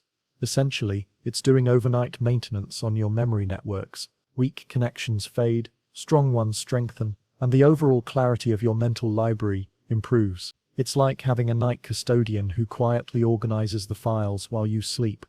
There's something almost mystical about how your brain decides what to keep. It seems to understand, better than your conscious mind sometimes, what will serve you in the future. The embarrassing thing you said at the office party might fade quickly, while the lesson learned from that embarrassment embeds deeply. Your brain is always editing for wisdom, not just accuracy. And then there are those moments when forgetting becomes more than just natural maintenance, when age or illness affects the delicate machinery of memory. But even then, the brain shows remarkable resilience. Someone might forget recent events, while childhood memories remain crystal clear, as if the mind is retreating to its most treasured archives, holding on to what matters most when resources become limited. Perhaps most beautifully, forgetting makes space for growth. If you remembered every slight, every disappointment, every moment of pain with perfect clarity, how could you move forward? How could you form new relationships, take new risks, see each day with fresh eyes? Forgetting is your brain's gift to your future self, a gentle releasing that allows for renewal and change.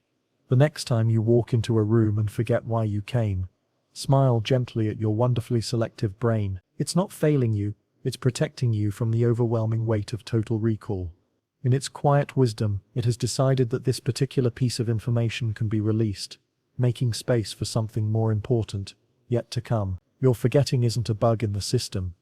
It's the feature that makes your consciousness feel light and livable, always ready for the next beautiful moment worth remembering. Chapter 10. Dream Logic. What the brain does while you sleep. Every night, you perform the most ordinary magic. You close your eyes, surrender consciousness, and allow your brain to transform into something altogether different. What happens in those quiet hours isn't rest in any conventional sense. It's a masterclass in creativity, memory consolidation, and neural housekeeping that makes your waking life possible. Picture your brain as a bustling city during the day, traffic flowing along neural highways, information processed at lightning speed, decisions made, problems solved. But when night falls, and you drift into sleep, that city doesn't shut down. Instead, it transforms into something entirely different, like a mystical workshop where the normal rules of logic and time bend into impossible shapes. You've experienced dream logic firsthand, that peculiar realm where you can fly through familiar rooms that somehow contain doors to places that shouldn't exist, where conversations with long-dead relatives feel perfectly natural, where you might be simultaneously yourself and someone else entirely. In dreams, your high school locker might contain your childhood pet, and this makes complete sense until you wake up laughing at the absurdity. But this isn't random chaos. Your sleeping brain is engaged in some of the most important work it will ever do, following its own sophisticated logic that prioritizes emotional processing over linear reasoning. While your waking mind is obsessed with making sense of things, your dreaming mind is free to make connections that would never occur to your conscious self. During the first stages of sleep, as you drift from wakefulness into deeper rest, your brain begins its nightly ritual of shifting gears. The thalamus, that egg-shaped relay station that normally funnels sensory information to your consciousness, starts closing the gates to the outside world.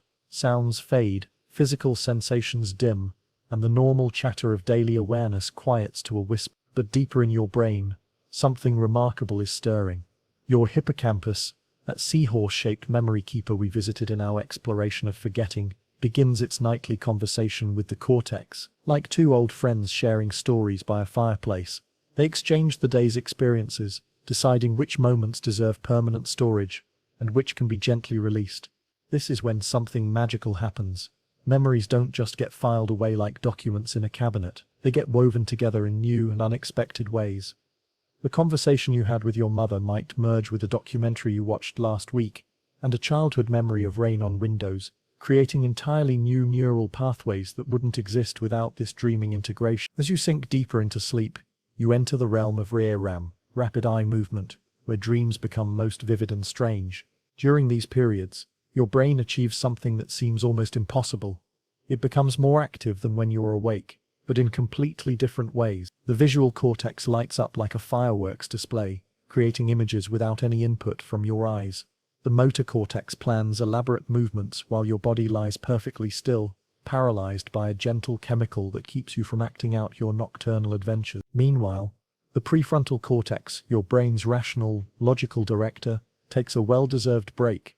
This is why dream logic feels so different from waking logic. Without your inner critic constantly checking for consistency and plausibility, your mind is free to explore connections that daylight reasoning would reject immediately. You might dream of having a conversation with your house, or discover that your reflection has important advice to offer, and in the moment, these scenarios feel completely reasonable. This temporary suspension of logical constraints isn't a malfunction, it's a feature. Some of history's greatest innovations have emerged from dream logic. Kekule reportedly discovered the structure of benzene after dreaming of a snake eating its own tail. Tesla visualized his alternating current motor in a dream. The melody for Yesterday came to Paul McCartney fully formed in sleep. When the rational mind steps aside, the creative mind can play with possibilities that would normally be dismissed as impossible. Your dreaming brain also serves as an emotional processing center, working through feelings and experiences that might be too overwhelming to handle while awake. In dreams, you might find yourself in scenarios that mirror your deepest fears or wishes, but transformed into symbolic language that feels safe to explore. The anxiety about an upcoming presentation might manifest as a dream about being lost in a familiar building, allowing your mind to practice navigating uncertainty without the stress of real-world consequences. But perhaps most fascinatingly, your sleeping brain engages in what scientists call memory consolidation, the process of strengthening important memories and forming new connections between them. It's as if your mind becomes a master librarian during sleep, not just organizing information but discovering hidden relationships between seemingly unrelated books on different shelves. During slow-wave sleep, those deep, restorative periods, your brain engages in literal housekeeping. The glymphatic system kicks into high gear, washing away metabolic waste that has accumulated during the day. It's like having a cleaning crew that works overnight, ensuring your neural pathways remain clear and efficient. This isn't just maintenance, it's essential prevention against the kind of protein buildup associated with neurodegenerative diseases. Your dreams also serve as a kind of emotional thermostat, helping regulate your psychological temperature. Research suggests that people who are prevented from dreaming show increased emotional volatility and difficulty processing stress. Dreams provide a safe space to experience intense emotions, rage, terror, joy, loss, without real-world consequences. helping calibrate your emotional responses for waking life. The content of your dreams often reflects not just what happened during your day, but what your mind is trying to work through or prepare for. Dreams frequently feature elements from recent experiences mixed with older memories and imagined scenarios, creating a kind of neural rehearsal space where your brain can explore different possibilities and outcomes. Sometimes you become lucid in dreams, aware that you're dreaming while still remaining asleep. These moments offer a fascinating glimpse into the dual nature of consciousness, where one part of your mind observes while another continues to create. Lucid dreamers report being able to influence their dream narratives, turning nightmares into adventures or using dream time for creative problem-solving. The transition back to waking consciousness is its own small miracle. As morning approaches, your brain gradually reverses its nightly transformation. The thalamus reopens its gates to sensory input. The prefrontal cortex comes back online with its logical oversight, and the magical workshop of sleep gives way to the structured world of waking awareness. But something has changed during the night.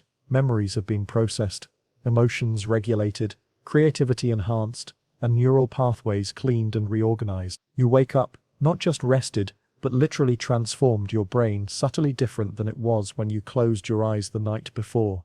The next time you drift off to sleep, remember that you're not simply shutting down for the night. You're entering one of the most sophisticated states of consciousness your brain can achieve, where the impossible becomes possible, and the mind performs its most essential maintenance work. In the theater of dreams, your brain writes, directs, and stars in productions that no waking imagination could conceive, all in service of making you more resilient, creative, and emotionally balanced for the day ahead. Chapter 11.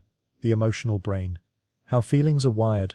Right now, beneath the surface of your rational thoughts, an ancient drama is unfolding. Your emotional brain, older than language, deeper than logic, is constantly painting your experiences with invisible colors, adding meaning and urgency to moments that might otherwise pass unnoticed. Every heartbeat carries messages your conscious mind barely perceives, yet these signals shape every decision you make. Consider this morning when you walked into your kitchen.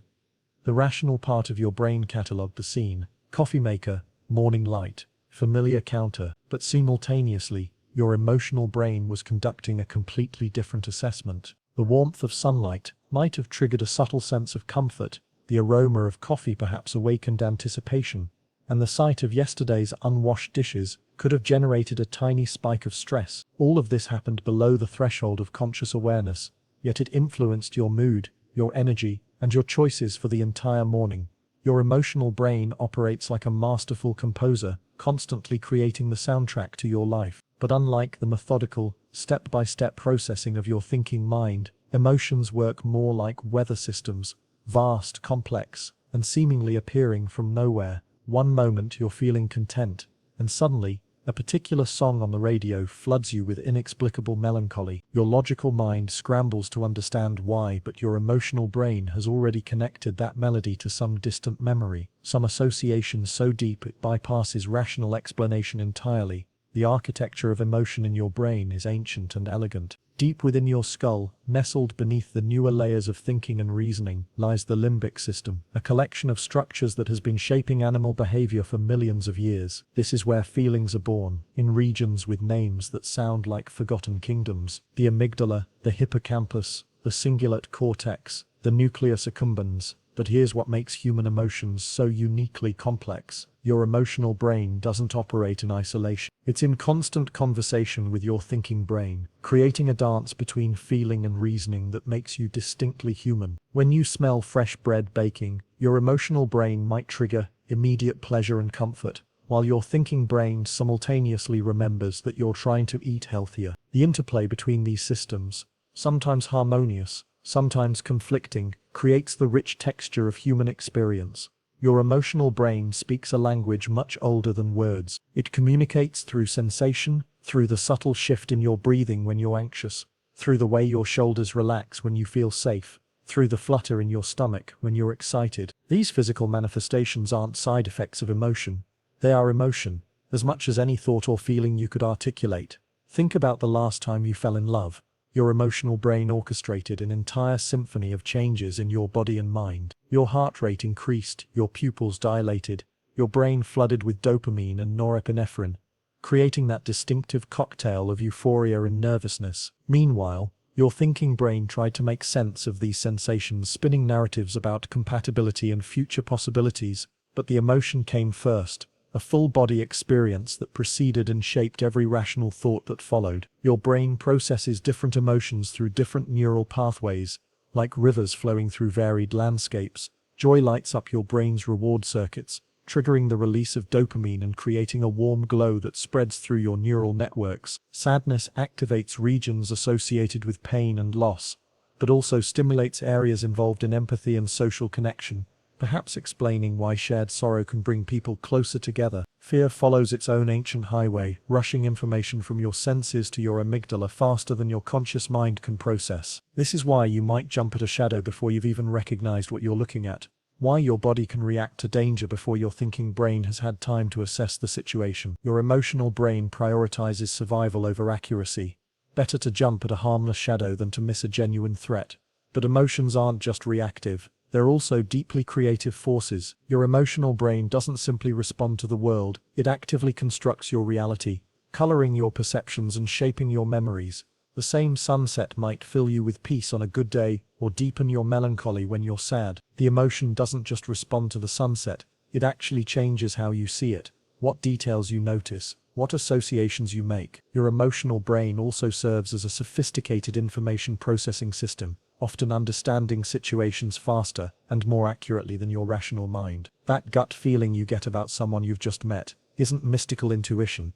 It's your emotional brain rapidly processing thousands of microsignals, facial expressions, vocal tones, body language, pheromones. All of this data gets integrated into an emotional assessment that presents itself to your consciousness as simply, "I like this person," or "something feels off." This is why emotions aren't the opposite of intelligence. They are a form of intelligence, one that has been refined by millions of years of evolution. Your emotional brain can detect social dynamics, assess risks, and identify opportunities with remarkable accuracy. The person who claims to make purely rational decisions is usually just unaware of how much emotional processing is influencing their supposedly logical choices. Your emotional brain also creates the meaning in your life. Without emotions, experiences would be mere data points. Coffee would be warm liquid with caffeine, music would be organized sound waves, art would be arrangements of color and form. Emotions transform these neutral stimuli into experiences that matter, that resonate, that become part of your personal story. The relationship between your emotional and rational brains changes throughout your life. In childhood, emotions often dominate, creating the intense, vivid experiences that form your earliest memories. During adolescence, the emotional centers develop rapidly while the rational prefrontal cortex is still maturing, leading to the characteristic intensity and volatility of teenage years. In adulthood, most people develop better integration between these systems, though the balance can shift based on stress, health, and circumstances. Your emotional brain is also deeply social. Humans have evolved the remarkable ability to feel each other's emotions through mirror neurons and emotional contagion. When you see someone smile, microscopic facial muscles in your own face automatically mimic the expression, and this physical mimicry actually triggers similar emotions in your brain. This is why spending time with happy people can lift your mood and why emotional states can spread through groups like invisible waves. Interestingly, your emotional brain can be trained and influenced, though not in the same way as your thinking mind. Meditation, therapy, art, music, and meaningful relationships all create new neural pathways that can shift your emotional patterns over time. Your brain remains plastic throughout life, capable of developing new emotional responses and healing from old wounds. Perhaps most remarkably, your emotional brain gives you the capacity for transcendent experiences, moments when ordinary reality feels transformed by wonder, beauty, love, or spiritual connection. These peak experiences happen when your emotional centers become highly activated, while your default thinking patterns temporarily quiet down, allowing you to experience reality with unusual intensity and clarity. The next time you feel a wave of emotion, whether joy, sadness, anger, or love, remember that you're experiencing one of the most sophisticated information processing systems ever evolved. Your emotional brain isn't just reacting to the world. It's actively creating your experience of being human, adding depth, meaning, and connection to what would otherwise be a cold collection of facts and sensations. And that brings us to one of the most powerful and primitive of all emotions, one that has shaped human behavior since our earliest ancestors first faced danger in the wild. Chapter 12. Fear and Survival. The amygdala's role. There's a moment, perhaps you remember it, when you were walking alone at night and heard footsteps behind you. Before your conscious mind could even process the sound, your body was already responding, heart racing, muscles tensing, senses sharpening to laser focus. In that instant, you experienced the lightning-fast work of your amygdala, a tiny almond-shaped cluster of neurons that serves as your brain's early warning system. Your amygdala is like having a hyper-vigilant bodyguard living inside your skull, one who never sleeps, never takes a break, and treats every situation as potentially life-threatening until proven otherwise. This ancient guardian has kept your ancestors alive through countless generations of real dangers, predators, natural disasters, hostile tribes, and it continues that work in your modern brain, even when the threats have changed from saber-toothed tigers to job interviews. The remarkable thing about your amygdala is its speed. While your rational mind processes information at roughly the speed of conscious thought, your amygdala operates on what neuroscientists call the low road, a direct pathway from your senses that bypasses higher reasoning entirely. This means your fear response can be fully activated in about 12 milliseconds. Faster than you can blink, faster than you can think, sometimes faster than you can even perceive what triggered it. This speed comes at a cost though. Your amygdala prioritizes survival over accuracy, which means it would rather have you jump at 100 shadows than miss one genuine threat. It's the neural equivalent of a smoke detector that goes off when you burn toast. Annoying in the moment, but you wouldn't want to live without it. Your amygdala's motto is simple: better safe than sorry. And it applies this philosophy with unwavering dedication. But fear isn't just one emotion, it's actually a complex family of responses, each tailored to different types of threats. When you encounter something that might hurt you physically, your amygdala triggers what we call acute fear, the classic fight or flight response that floods your system with adrenaline and prepares your body for immediate action. Your heart pounds, your breathing quickens. Blood flows away from non-essential systems like digestion and toward your muscles, preparing you to either face the danger or flee from it. There's also anxiety, which is fear's more sophisticated cousin, worry about potential future threats rather than immediate present dangers. When you lie awake at night thinking about tomorrow's presentation, your amygdala is treating that imagined scenario as if it were a prowling predator. Your body responds with many of the same physiological changes as acute fear, but stretched out over time, creating that familiar cocktail of nervousness, restlessness, and hypervigilance. Then there's the fear that comes with social threats, the dread of rejection, embarrassment, or social exclusion.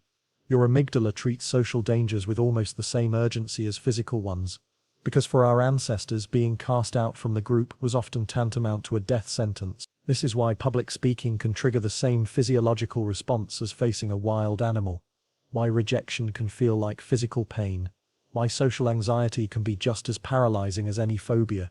Your amygdala learns through experience, but not always in ways that serve your modern life well. It's particularly good at forming what psychologists call one-trial learning, creating lasting fear associations from a single traumatic experience. If you were once bitten by a dog, your amygdala might thereafter treat all dogs as potential threats, even friendly, harmless ones. This hair-trigger learning kept your ancestors alive, but it can create unnecessary suffering in a world where most dogs are pets, not predators. The fascinating thing is how your amygdala processes threats differently based on context and conditioning. A sudden loud noise in your quiet home triggers immediate alarm, but the same sound at a construction site barely registers. Your amygdala is constantly calibrating its responses based on what it has learned about different environments, different people, different situations. It's like having a security system that automatically adjusts its sensitivity based on the neighborhood you're in.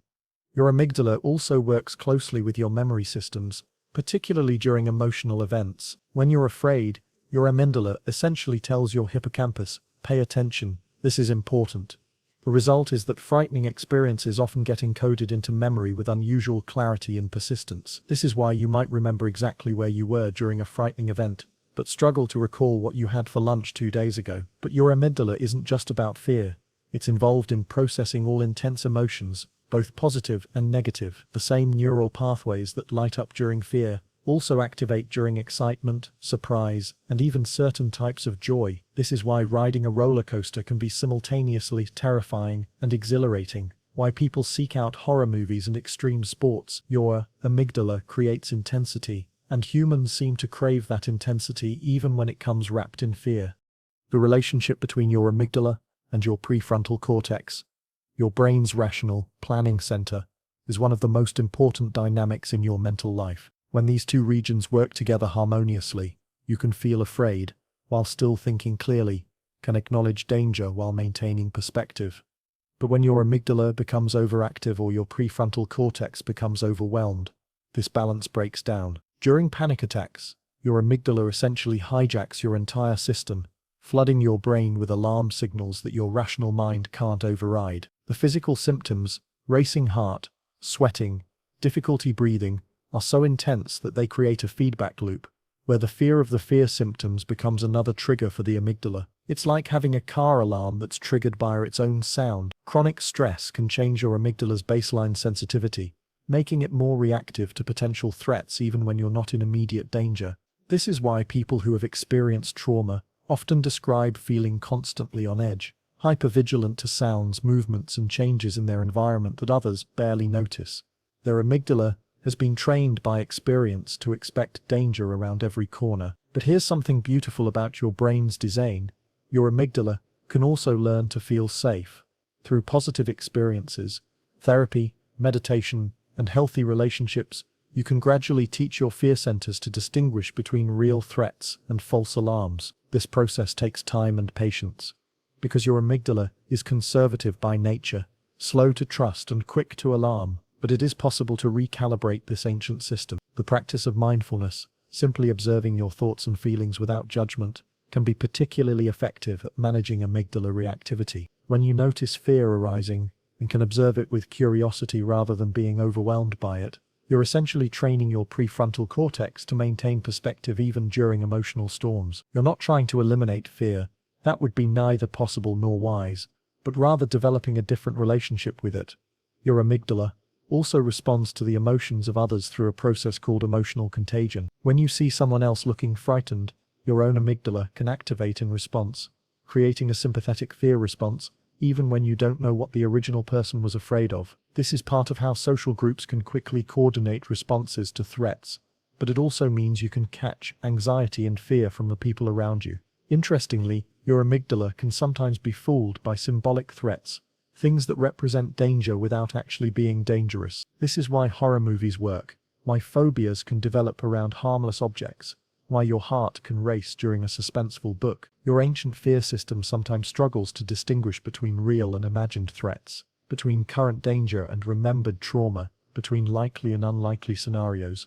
As you've grown and learned throughout your life, your relationship with fear has probably evolved. Childhood fears, monsters under the bed, separation from parents, give way to adolescent fears about social acceptance and identity, which in turn shift to adult concerns about career, relationships, health, and mortality. Your amygdala adapts its vigilance to match your changing life circumstances, always scanning for whatever threats seem most relevant to your current situation. The next time you feel that familiar surge of fear, whether it's triggered by a creaking sound in the night, a difficult conversation ahead, or just the general uncertainty of being human, remember that you're experiencing one of evolution's greatest success stories. Your amygdala has been refined over millions of years to keep you alive and alert, and while it sometimes creates discomfort in your safe modern life, it remains one of your most dedicated and hardworking neural allies. Which brings us to another crucial aspect of how your brain navigates the complex world around you. Chapter 13. Focus and Attention. How the Brain Filters the World. Every second your brain is bombarded with approximately 11 million bits of sensory information, yet you can only consciously process about 40 bits per second. This extraordinary filtering process is attention, perhaps the most important cognitive function you possess. Attention isn't a single brain function but a complex network of systems working together. The brain has evolved sophisticated mechanisms to decide what deserves your focus and what can be safely ignored. Without these filters, you would be overwhelmed by the constant stream of sights, sounds, smells, and sensations competing for your awareness. Your brain operates two primary attention networks, the bottom-up system and the top-down system. Bottom-up attention is automatic and involuntary. It's what makes you notice a sudden loud noise or a flash of movement in your peripheral vision. This system is driven by the salience network, which constantly monitors your environment for anything unusual or potentially important. Top-down attention, controlled primarily by the prefrontal cortex, is voluntary and goal-directed. This is what allows you to focus on reading this text while ignoring the sounds around you. It's the system that helps you search for your keys or concentrate on a conversation in a noisy restaurant. The anterior cingulate cortex acts as the brain's attention controller, helping to resolve conflicts between competing demands on your attention. When you're trying to focus on work but keep thinking about personal problems, this region works to maintain your chosen focus. Attention operates through a process called selective filtering. Your brain enhances relevant information while suppressing irrelevant details. This is why you can suddenly hear your name mentioned in a conversation across the room. Your brain is constantly monitoring for personally relevant information even when you're not consciously aware of it. The phenomenon of inattentional blindness demonstrates just how selective attention can be. In famous experiments, people focused on counting basketball passes completely miss a person in a gorilla suit walking through the scene. Your brain literally doesn't see things that aren't relevant to your current focus. Attention has a limited capacity, much like a spotlight that can only illuminate a certain area. When you try to multitask, you're actually rapidly switching attention between tasks, which reduces efficiency and increases errors. The brain cannot truly parallel process complex cognitive tasks, despite what many people believe about multitasking. Different types of attention serve different purposes. Focused attention allows for deep concentration on specific tasks. Sustained attention enables you to maintain focus over extended periods. Divided attention helps you monitor multiple things simultaneously, though with reduced effectiveness for each. Attention is also closely linked to working memory, your brain's temporary workspace for holding and manipulating information. The prefrontal cortex coordinates both systems, which is why attention problems often go hand in hand with memory difficulties. Various factors can disrupt attention. Sleep deprivation, stress, anxiety, and certain mental health conditions can impair your brain's filtering systems. On the flip side, practices like meditation have been shown to strengthen attention networks and improve focus. Modern technology presents unique challenges to our attention systems. The constant notifications, alerts, and digital stimuli can overwhelm our natural filtering mechanisms, leading to decreased attention spans and difficulty concentrating. Understanding how attention works can help you design environments and habits that support rather than undermine your brain's natural focusing abilities. The quality of your attention shapes the quality of your experience. By learning to direct your attention skillfully, you gain greater control over your mental life and can engage more fully with what matters most to you. Chapter 14. Habits and Routines. The brain on autopilot. Every morning, you'll likely follow the same routine. Wake up, brush your teeth, make coffee, check your phone. You perform these actions almost automatically, without conscious thought or effort. This is your brain on autopilot, and it's one of the most remarkable features of human neuroscience. Habits are formed through a neurological loop, involving three key components: a cue, a routine, and a reward. This loop becomes deeply etched in the basal ganglia, a group of structures buried deep in your brain that governs automatic behaviors. Once established, habits operate largely outside conscious awareness, freeing up mental resources for more complex tasks. The process begins with a cue, some trigger in your environment, that prompts the behavior. This could be the sound of your alarm, the sight of your running shoes, or the feeling of stress.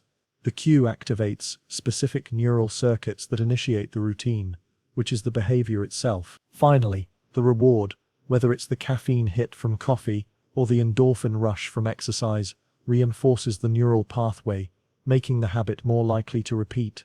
What makes habits so powerful is that they become neurologically encoded. Brain imaging studies show that as behaviors become more habitual, activity in the prefrontal cortex responsible for conscious decision-making decreases, while activity in the basal ganglia increases. Your brain essentially outsources routine behaviors to more primitive, efficient systems. This efficiency comes with both benefits and drawbacks. Good habits, like regular exercise, healthy eating, or daily meditation, can dramatically improve your life with minimal ongoing effort. But bad habits can be equally automatic and powerful, often persisting long after you consciously decide to change them. The strength of habits lies in their resistance to change. Even when you rationally know a habit is harmful, the neural pathways remain intact. This is why breaking bad habits requires more than willpower. It requires understanding and working with your brain's automatic systems. Charles Duhigg's research on habit formation reveals that the most effective way to change habits isn't to eliminate the neural loop, but to modify it. By keeping the same cue and reward, but changing the routine, you can redirect established neural pathways toward more beneficial behaviors. Environmental design plays a crucial role in habit formation. Your brain is constantly responding to contextual cues, so changing your environment can be more effective than relying on self-control. If you want to eat healthier, don't keep junk food in your house. If you want to exercise more, lay out your workout clothes the night before. The time it takes to form a habit varies widely. Contrary to popular belief, it's not always 21 days.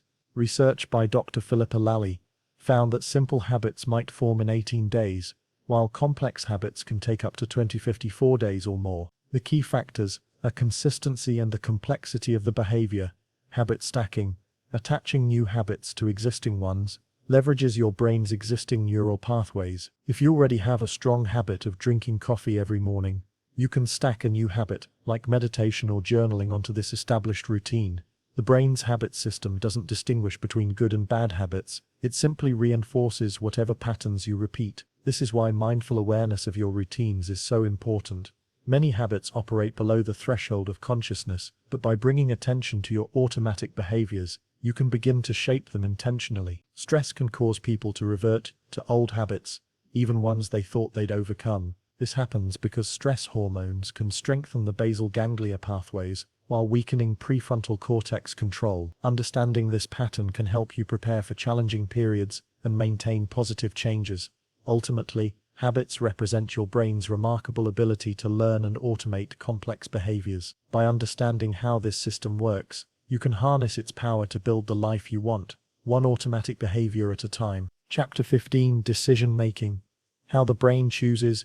Every day, you make approximately 35,000 decisions, from the mundane choice of what to wear to life-altering decisions about career and relationships. Yet, the process by which your brain evaluates options and arrives at choices remains one of neuroscience's most fascinating puzzles. Decision-making isn't the rational, logical process we often imagine it to be. Instead, it's a complex interplay between emotion, intuition, memory, and conscious reasoning. The brain doesn't simply weigh pros and cons like a computer, it relies on a sophisticated network of regions working together to guide your choices. The prefrontal cortex serves as the brain's executive decision-maker, evaluating options, considering consequences, and implementing choices.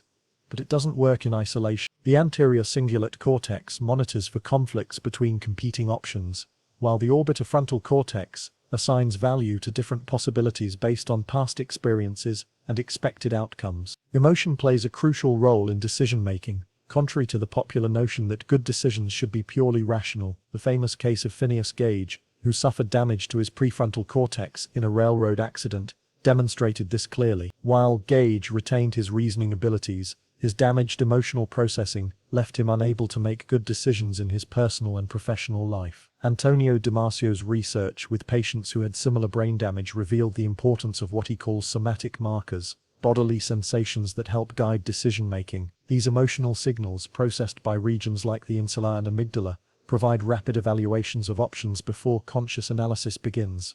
The brain uses several shortcuts called heuristics to make decisions quickly and efficiently. These mental shortcuts work well in many situations but can lead to systematic biases. The availability heuristic makes you overestimate the likelihood of events that come easily to mind. The anchoring bias causes you to rely too heavily on the first piece of information encountered. Your brain also struggles with certain types of decisions. It's notoriously bad at predicting what will make you happy in the future, a phenomenon called affective forecasting. You tend to overestimate both the intensity and duration of future emotions, whether positive or negative. The paradox of choice reveals another quirk of decision-making. While having options is generally good, too many choices can lead to decision paralysis and decreased satisfaction with whatever choice you ultimately make. Your brain can become overwhelmed when processing too many alternatives simultaneously. Cognitive load significantly impacts decision quality.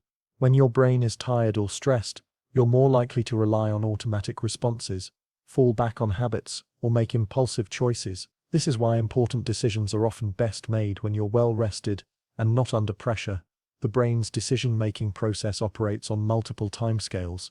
Some choices happen in milliseconds, driven by automatic neural responses. Others unfold over minutes, hours, or even days, as different brain systems contribute to the evaluation process.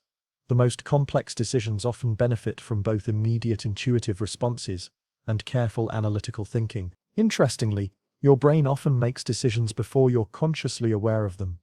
Benjamin Libet's famous experiments showed that brain activity, indicating a decision, begins several hundred milliseconds before people report being aware of their intention to act. This suggests that consciousness might be more about recognizing and potentially vetoing decisions rather than initiating them.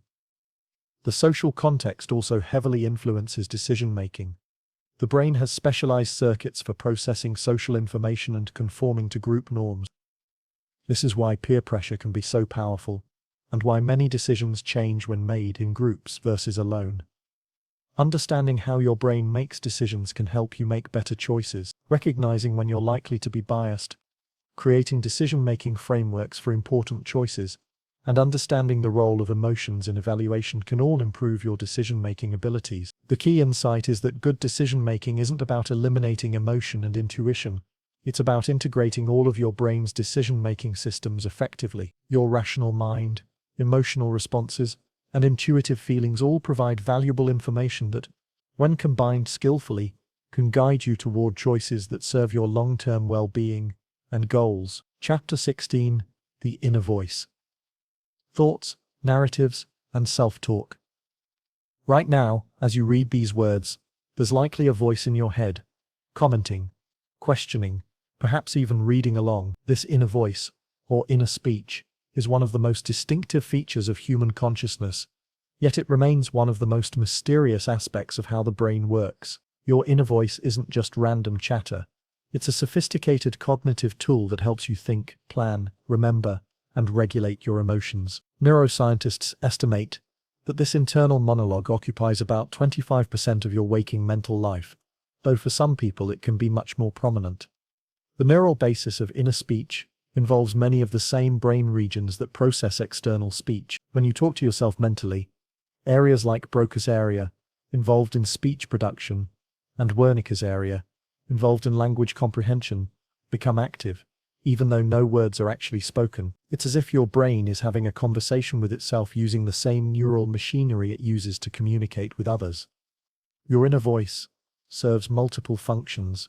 It acts as a working memory system, helping you hold information in mind while you work with it. Try doing mental math without using your inner voice. It's nearly impossible. The inner voice also helps with planning and problem solving, allowing you to mentally rehearse scenarios and consider different options before acting. Perhaps most importantly, your inner voice plays a crucial role in self-regulation. It's the mechanism through which you can give yourself instructions, motivate yourself, or talk yourself through difficult situations. Athletes often use inner speech to maintain focus and confidence during competition. Students use it to guide their attention and monitor their understanding while learning. The content and tone of your inner voice can significantly impact your emotional state and behavior. Positive self-talk can boost confidence and performance, while negative self-talk can contribute to anxiety, depression, and self-defeating behaviors. The brain treats your inner voice as a form of social communication, activating the same neural networks involved in responding to feedback from others.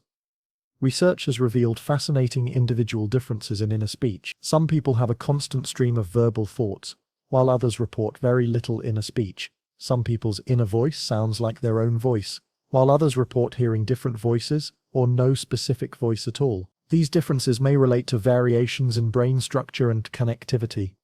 Your inner voice also creates and maintains your sense of narrative identity, the ongoing story you tell yourself about who you are, where you've been, and where you're going. This narrative function helps create continuity and meaning in your experience, binding together memories, goals, and values into a coherent sense of self. The brain's default mode network, active when you're not focused on specific tasks, is closely involved in this narrative function. During mind wandering, your brain often engages in what researchers call autobiographical planning, using your inner voice to reflect on past experiences and imagine future scenarios.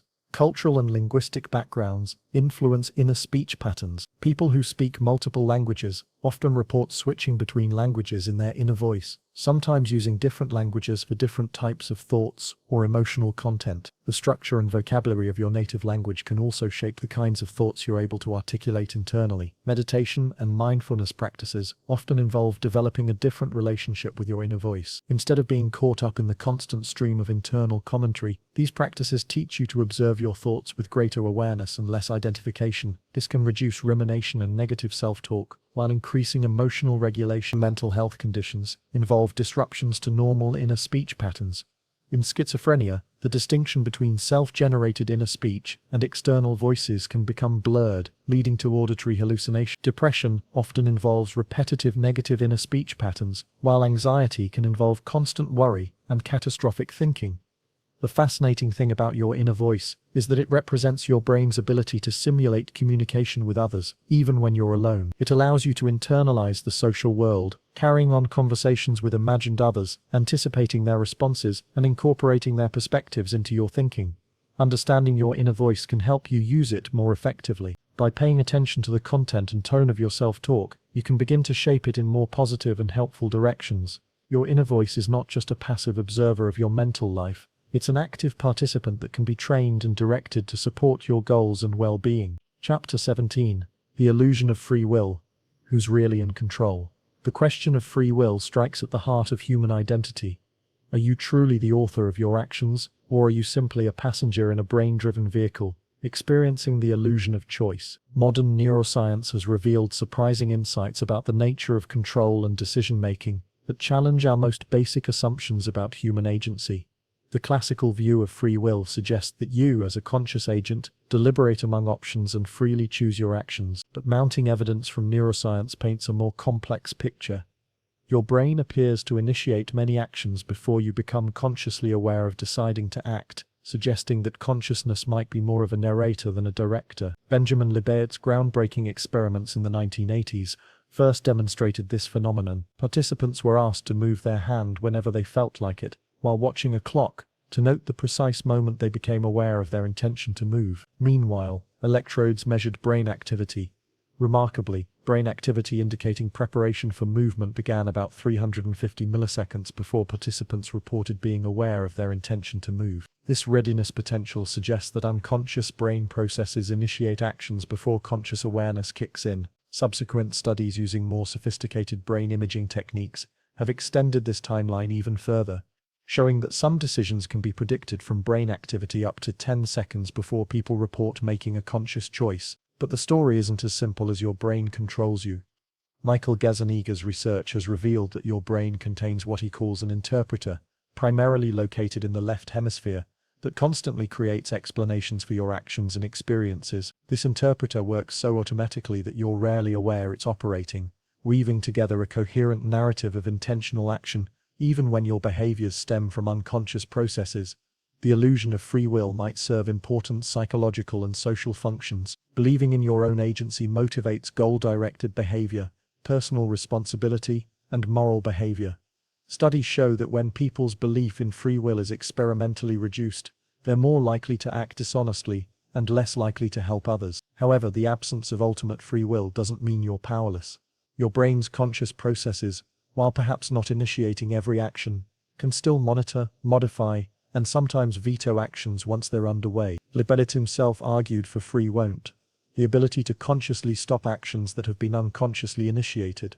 The prefrontal cortex plays a crucial role in this executive control, implementing what neuroscientists call cognitive control. While you might not consciously initiate every thought or impulse, you can learn to recognize and redirect them.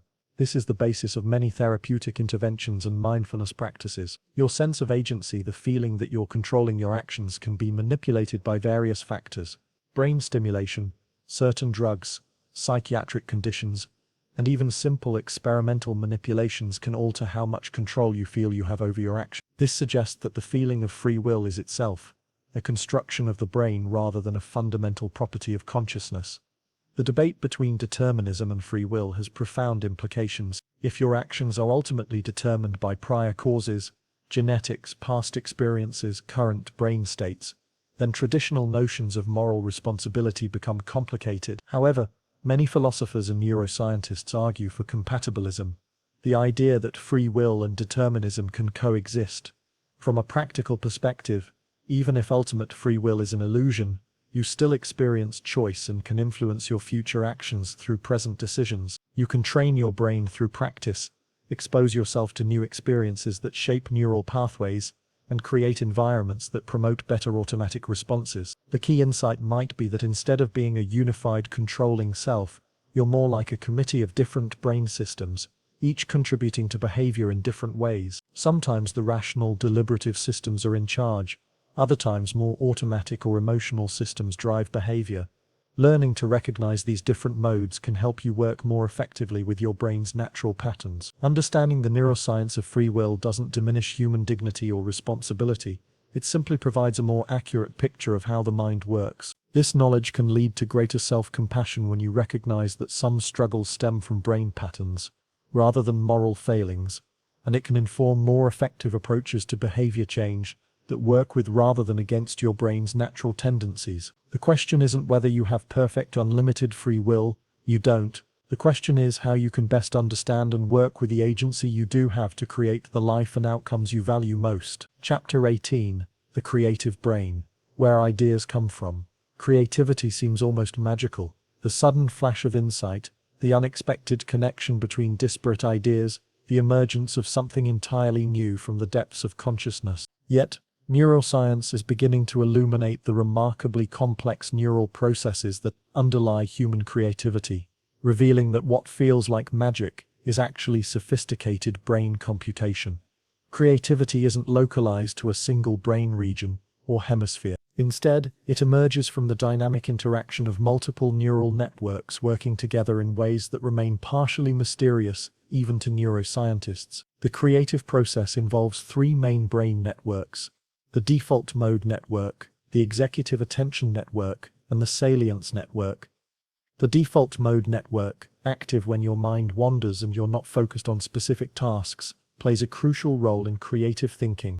This network, including regions like the medial prefrontal cortex and posterior cingulate cortex, generates spontaneous thoughts, makes distant associations, and allows for the kind of mental wandering that often precedes creative insights. During creative thinking, the default mode network shows increased activity and connectivity, allowing for more flexible and wide-ranging thought patterns. This is why many people report having their best ideas while walking, showering, or engaging in other routine activities that allow the mind to wander freely. The executive attention network, centered in the prefrontal cortex, provides the focused attention and working memory capacity needed to evaluate and develop creative ideas.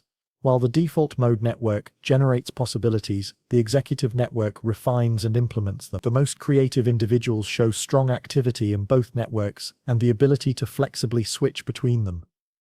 The salience network, including the anterior insula and anterior cingulate cortex, acts as a switch between the default mode and executive attention network. It monitors the stream of consciousness for potentially valuable ideas and redirects attention when something promising emerges. This network helps explain why creative insights often feel like they come from nowhere.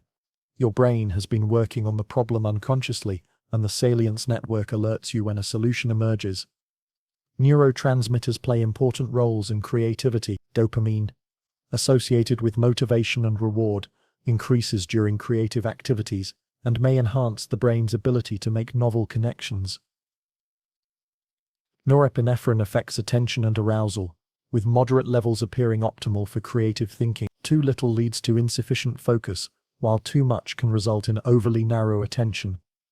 The phenomenon of creative insight, the aha moment when a solution suddenly becomes clear, has been studied extensively using brain imaging. Just before insight occurs, there's often a burst of high-frequency gamma waves in the right temporal lobe, suggesting that disparate information is suddenly being bound together into a coherent solution. Different types of creativity engage somewhat different neural processes. Artistic creativity often involves more right hemisphere activity and greater integration between brain hemispheres. Scientific creativity tends to engage more left hemisphere analytical regions, while still requiring the wide-ranging connections typical of creative thinking. Musical creativity shows unique patterns involving auditory processing regions and motor areas. The creative process typically involves several stages, first described by Graham Wallace: preparation, learning about the problem, incubation, unconscious processing, illumination, the insight moment, and verification, testing and refining the idea. Neuroscience research supports this model, showing that different brain networks are more active during different stages. Individual differences in creativity correlate with various brain characteristics. More creative individuals often show greater connectivity between brain hemispheres, more flexible switching between different neural networks, and reduced latent inhibition, the brain's tendency to filter out seemingly irrelevant information. Environmental factors significantly influence creative brain function. Novel environments, exposure to diverse experiences, and psychological safety all enhance creative thinking. Stress and anxiety can inhibit creativity by restricting the flexible neural processes that allow for novel connections. Certain altered states of consciousness can enhance creativity. Mild positive moods increase associative thinking and the generation of novel ideas. Some research suggests that mild intoxication can reduce inhibitory control and allow for more creative connections, though this comes at the cost of reduced critical evaluation abilities. Sleep plays a crucial role in creativity. REM sleep, when dreams occur, shows brain activity patterns similar to creative thinking, with increased connectivity between normally separate brain regions. Many famous creative insights have reportedly occurred in dreams or upon waking, when the brain is in a transitional state. The modern understanding of creativity challenges the romantic notion of the lone genius receiving divine inspiration. Instead, creativity emerges from the brain's remarkable ability to combine existing information in novel ways, guided by sophisticated neural networks that operate both consciously and unconsciously. This scientific understanding doesn't diminish creativity's wonder. If anything, it makes it more remarkable. Your brain contains roughly 86 billion neurons making trillions of connections, creating a system complex enough to not only solve problems and create art, but to do so in ways that can surprise even itself. Understanding these processes can help you create conditions that support your own creative potential. Detsa 1019. Left brain versus right brain. Myth and reality. Few ideas about the brain have captured the public imagination quite like the notion of left brain versus right brain thinking. The popular conception suggests that left-brained people are logical, analytical, and mathematical, while right-brained people are creative, intuitive, and artistic. But like many oversimplifications of complex neuroscience, this dichotomy is largely a myth that obscures the brain's true sophistication. The origins of this myth trace back to legitimate scientific discoveries about brain lateralization, the fact that the two hemispheres of the brain do have some specialized functions. In the 1960s, research by Roger Sperry and his colleagues with split-brain patients, people who had their corpus callosum severed to treat severe epilepsy, revealed genuine differences between the hemispheres. These studies showed that the left hemisphere is indeed specialized for language processing in most people. It excels at sequential, analytical processing and is dominant for speech, reading, writing, and mathematical calculations. The left hemisphere also seems to excel at detail-oriented processing and categorical thinking. The right hemisphere showed complementary specializations. It appeared superior at spatial processing, face recognition, understanding context and meaning, and integrating information across broader patterns. The right hemisphere also seemed more involved in emotional processing and understanding metaphor and humor. However, the leap from these specific functional differences to the popular left brain, right brain personality types represents a dramatic oversimplification that ignores how the brain actually works. In healthy brains with intact connections between hemispheres, both sides work together constantly, sharing information through the corpus callosum hundreds of times per second. Modern brain imaging has revealed that virtually all complex cognitive tasks involve both hemispheres working in coordination. Even highly lateralized functions like language show bilateral activity. While speech production is primarily left lateralized, understanding context, interpreting tone, and grasping metaphorical meaning involves significant right hemisphere contribution. Creativity, often attributed to the right brain, actually involves widespread bilateral brain activity. Creative tasks activate the default mode network, executive attention network, and salience network, all of which span both hemispheres. Studies of artists, writers, and other creative professionals show no evidence of greater right hemisphere dominance compared to other populations. Mathematical thinking, supposedly a left brain function, actually involves both hemispheres extensively. While basic arithmetic may be more left lateralized, Complex mathematical reasoning involves spatial processing, pattern recognition, and visual imagery, functions that engage both hemispheres. The reality is that your brain operates as an integrated system. The corpus callosum, containing about 200 million nerve fibers, ensures constant communication between hemispheres, rather than being left-brained or right-brained. You're whole-brained, with both hemispheres contributing their specialized processing capabilities to virtually everything you do. Individual differences in cognitive abilities and thinking styles do exist, but they don't map neatly onto brain hemispheres. Some people are indeed more analytical, while others are more intuitive. But these differences reflect complex patterns of brain connectivity, neurotransmitter function, and learned strategies rather than hemisphere dominance. The persistence of the left brain right brain myth reveals something important about how people think about thinking. It provides a simple framework for understanding complex individual differences and offers an appealing explanation for why people excel in different areas. However, this simplicity comes at the cost of accuracy. Neuroscientist Michael Gazzaniga, who conducted much of the original split-brain research, has spent decades correcting misconceptions about his findings. He emphasizes that the specialized hemispheres work together in normal brains, creating a unified conscious experience through their collaboration. The educational implications of debunking this myth are significant. Teaching methods based on supposed hemisphere preferences, like using more visual methods for right-brain learners, lack scientific support. Instead, effective education should engage multiple brain systems and present information in ways that activate both analytical and intuitive processing. Understanding the real differences between brain hemispheres reveals something far more interesting than the popular myth. Your left hemisphere excels at finding patterns and making sense of information, sometimes creating explanations even when none exist. Your right hemisphere is better at understanding context and detecting when things don't fit expected patterns. This suggests that optimal thinking involves integrating both hemispheric contributions, using the left hemisphere's pattern-finding abilities while remaining open to the right hemisphere's sensitivity to context and nuance. The most effective problem-solving and creative thinking likely occur when both hemispheres contribute their unique strengths to the task at hand. Rather than trying to determine whether you're left-brained or right-brained, focus on developing your whole brain. Engage in activities that challenge different cognitive systems: analytical thinking, creative expression, spatial reasoning, language use, and pattern recognition. Your brain's remarkable plasticity means that developing any cognitive ability strengthens the neural networks involved, creating a more integrated and capable thinking system. The left brain, right brain myth, while scientifically inaccurate, points toward a deeper truth. The human brain contains multiple, specialized systems that work together to create the richness of human cognition. Understanding these systems' true complexity and integration is far more fascinating than any simple dichotomy could ever be. The Chapter 20, The Social Brain, How We Connect and Understand Others. Humans are perhaps the most social species on Earth, and our brains have evolved remarkable capabilities for navigating the complex world of social relationships. From the moment you're born, your brain is wired to connect with others, understand their thoughts and feelings, and coordinate behavior in groups. This social brain represents one of our species' greatest evolutionary achievements. The foundation of social cognition begins with the ability to recognize that other people have minds like your own, a capacity called theory of mind.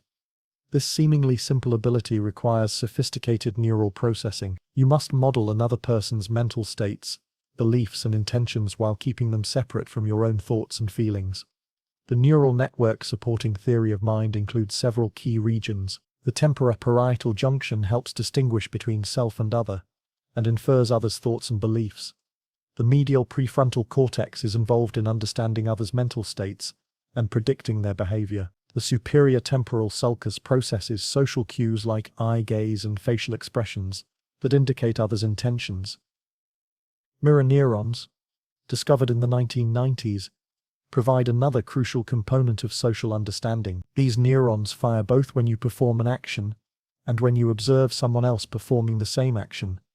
While their exact role in human social cognition remains debated, mirror neurons likely contribute to understanding others' actions and perhaps their emotional states. Empathy, the ability to understand and share others' feelings, involves multiple brain systems working together.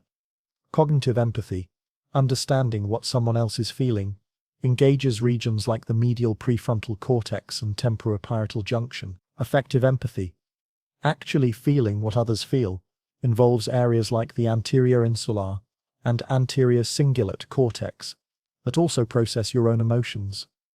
The social brain also includes specialized systems for processing faces and emotional expressions. The fusiform face area is dedicated specifically to face recognition, while the amygdala helps process emotional facial expressions, particularly fear and anger. These systems allow you to rapidly assess others' emotional states and social intentions. Language represents perhaps the pinnacle of human social evolution.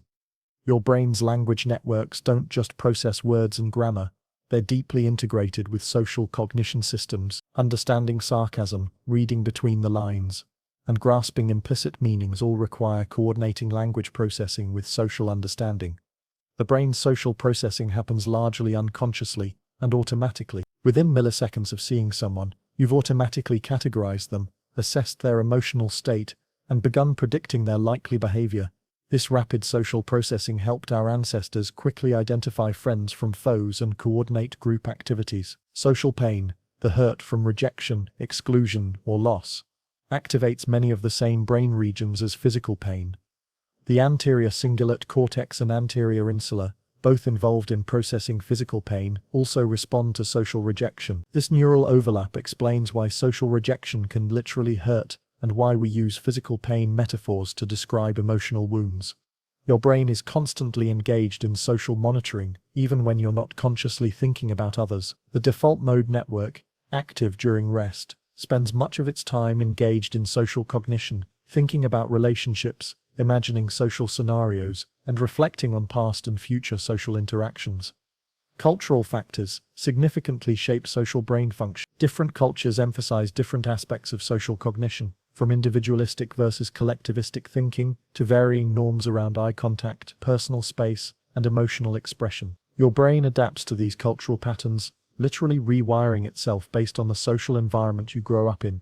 The social brain shows remarkable plasticity throughout life. Social experiences, both positive and negative, can reshape neural connectivity and influence how you process social information. Chronic social stress can impair social cognition abilities, while positive social relationships can enhance cognitive function and emotional well-being. Modern technology presents novel challenges to our social brains, which evolved for face-to-face interaction in small groups. Social media, video calls, and text-based communication engage social processing systems in new ways that we're still learning to understand. Some research suggests that digital communication may not fully satisfy our social brain's needs for connection. Understanding your social brain can improve your relationships and social effectiveness. Recognizing that social processing happens largely molecularly can help you be more intentional about social interactions. Understanding the neural basis of empathy can help you develop greater compassion for others, while maintaining appropriate boundaries. The social brain represents one of humanity's greatest strengths, our ability to cooperate, communicate, and build complex societies. By understanding how these neural systems work, you can better navigate the social world and contribute to the collective intelligence that makes human civilization possible. Chapter 21. Pain and Pleasure. How the Brain Weighs Experience.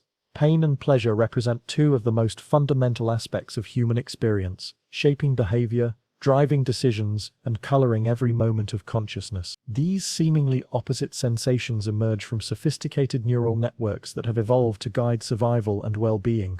Understanding how your brain processes these experiences reveals profound insights into human nature and the pursuit of happiness. Pain, despite its unpleasantness, serves a crucial biological function. It protects you from harm. When you touch a hot stove, specialized receptors called nociceptors detect tissue damage and send signals racing to your spinal cord and brain. But pain isn't simply a direct readout of tissue damage. It's a complex construction of multiple brain systems working together to create a unified experience. The pain processing network includes several key regions. The somatosensory cortex processes the sensory aspects of pain, where it hurts, and what type of sensation you're experiencing. The anterior cingulate cortex and anterior insula process the emotional and motivational aspects of pain, how much it bothers you and how urgently you need to respond. This separation between sensory and emotional components explains why pain experiences can vary dramatically, even with identical tissue damage.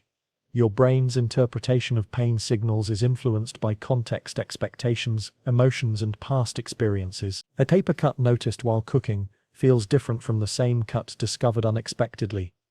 The brain's pain system shows remarkable plasticity. Chronic pain conditions often involve changes in neural processing that amplify and perpetuate pain signals even after tissue healing is complete. The brain essentially learns to be in pain, creating persistent suffering that extends far beyond the original injury. Pleasure operates through different but related neural circuits. The brain's reward system, centered around dopamine-releasing neurons in the ventral tegmental area, evolved to motivate behaviors essential for survival and reproduction. When you experience something pleasurable, food, sex, social connection, achievement, this system releases dopamine, creating positive feelings and motivating you to repeat the behavior. However, the relationship between dopamine and pleasure is more complex than originally thought. Dopamine doesn't create pleasure itself, but rather signals the prediction of reward and motivates seeking behavior. The actual experience of pleasure involves other neurotransmitters like endorphins and involves brain regions like the nucleus accumbens and orbitofrontal cortex. The brain's reward system can be hijacked by modern experiences that didn't exist during human evolution. Drugs, highly processed foods, gambling, and various forms of digital entertainment can trigger reward responses far beyond what natural experiences typically provide. This can lead to addiction-like patterns where the brain's natural reward mechanisms become dysregulated. Your brain constantly weighs pleasure against pain, in a process that influences every decision you make. The orbitofrontal cortex and anterior cingulate cortex integrate information about potential rewards and costs, helping guide behavior toward beneficial outcomes while avoiding harm. Interestingly, the anticipation of pleasure often generates more dopamine activity than actually receiving the reward. This is why looking forward to vacation can be more exciting than the vacation itself, and why the pursuit of goals often feels better than achieving them. Your brain is wired to keep you seeking and striving rather than simply enjoying what you have. The hedonic treadmill describes how people tend to return to baseline happiness levels despite positive or negative life changes. Your brain adapts to new circumstances, whether winning the lottery or experiencing injury, by adjusting its baseline expectations. This adaptation mechanism helped our ancestors survive in changing environments but can make sustained happiness challenging in modern life. Pain and pleasure are also deeply social experiences. Social rejection activates pain processing regions, while social connection triggers reward systems. The brain literally processes social experiences through the same neural machinery used for physical sensations, which explains why social relationships are so crucial for well-being. Individual differences in pain and pleasure processing can be substantial. Genetic variations affect sensitivity to both pain and reward, while life experiences shape how these systems develop and function. Understanding your own patterns can help you make better decisions about lifestyle, relationships, and goals. The brain's pain and pleasure systems can be influenced through various interventions. Meditation, exercise, and cognitive behavioral therapy can help regulate pain processing. Gratitude practices, savoring things, and developing intrinsic motivation can enhance positive experiences while reducing dependence on external rewards.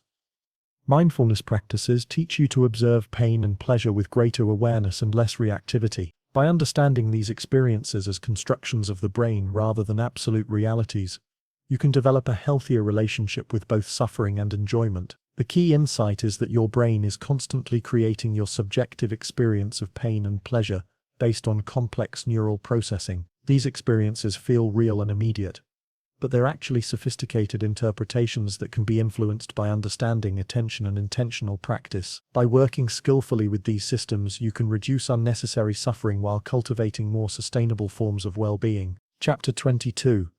The Plastic Brain. How you can rewire your mind.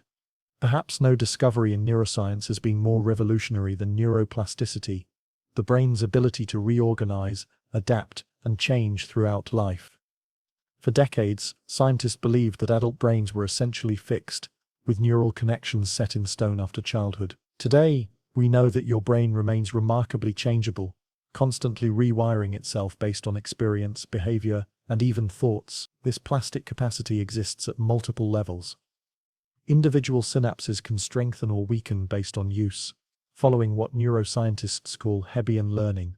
Neurons that fire together, wire together. Neural networks can reorganize their connections, with frequently used pathways becoming more efficient while unused connections fade away. In some cases, entirely new neurons can even be born in adult brains, particularly in the hippocampus. The mechanisms driving plasticity are both molecular and structural. When you learn something new or practice a skill, genes inside neurons activate to produce new proteins that strengthen synaptic connections. Repeated practice leads to structural changes, including the growth of new dendrites and the formation of new synapses. The brain literally reshapes itself based on how you use it. This reshaping can be remarkably specific and rapid. London taxi drivers, who must memorize the city's complex street layout, show enlarged posterior hippocampi, the brain region involved in spatial navigation. Musicians develop expanded areas of motor and auditory cortex, corresponding to their instrument. Even short-term learning, like juggling for just a few weeks, can produce measurable brain changes. The most dramatic examples of plasticity come from brain injury recovery. When stroke damages one brain region, other areas can sometimes take over lost functions through a process called functional reorganization. People who lose vision early in life show expanded auditory and tactile processing in brain regions normally devoted to sight. These examples demonstrate the brain's remarkable capacity for compensation and adaptation. Language learning provides another powerful example of plasticity in action. When you learn a new language, multiple brain regions undergo structural changes. The hippocampus, involved in memory formation, often enlarges. Areas involved in language processing develop new connections. Even the white matter tracks connecting different brain regions can become more robust. Neuroplasticity has profound implications for mental health. Depression, anxiety, and trauma can create negative patterns of brain activity, but these patterns aren't permanent. Therapy, meditation, and other interventions can help rewire the brain toward healthier functioning. This neurobiological understanding has revolutionized approaches to treating mental illness. Exercise represents one of the most powerful tools for promoting neuroplasticity. Physical activity increases production of brain-derived neurotrophic factor, BDNF, a protein that supports neuron growth and survival. Exercise also promotes neurogenesis, the birth of new neurons, particularly in the hippocampus. Regular aerobic activity can literally grow your brain. Sleep plays a crucial role in consolidating plastic changes. During sleep, particularly slow-wave sleep, the brain strengthens important connections while pruning away unnecessary ones. Sleep deprivation impairs plasticity, making it harder to learn new skills or adapt to change. Quality sleep is essential for brain-changing growth. Mental training can drive plasticity just as effectively as physical practice. Meditation studies show that even 8 weeks of mindfulness practice can increase gray matter density in areas involved in attention and emotional regulation, while decreasing activity in the amygdala. Mental imagery and visualization can strengthen neural pathways almost as effectively as actual practice. The concept of critical periods, windows when the brain is especially changeable, has evolved significantly. While certain types of learning are easier during childhood, adult brains retain substantial plasticity throughout life. The key is often providing the right conditions: focused attention, appropriate challenge, and sufficient practice. Age does affect plasticity, but not as dramatically as once believed. Older brains show reduced but not eliminated capacity for change. The aging brain can compensate for declining plasticity through accumulated knowledge and experience. Staying mentally and physically active throughout life helps maintain plastic capacity.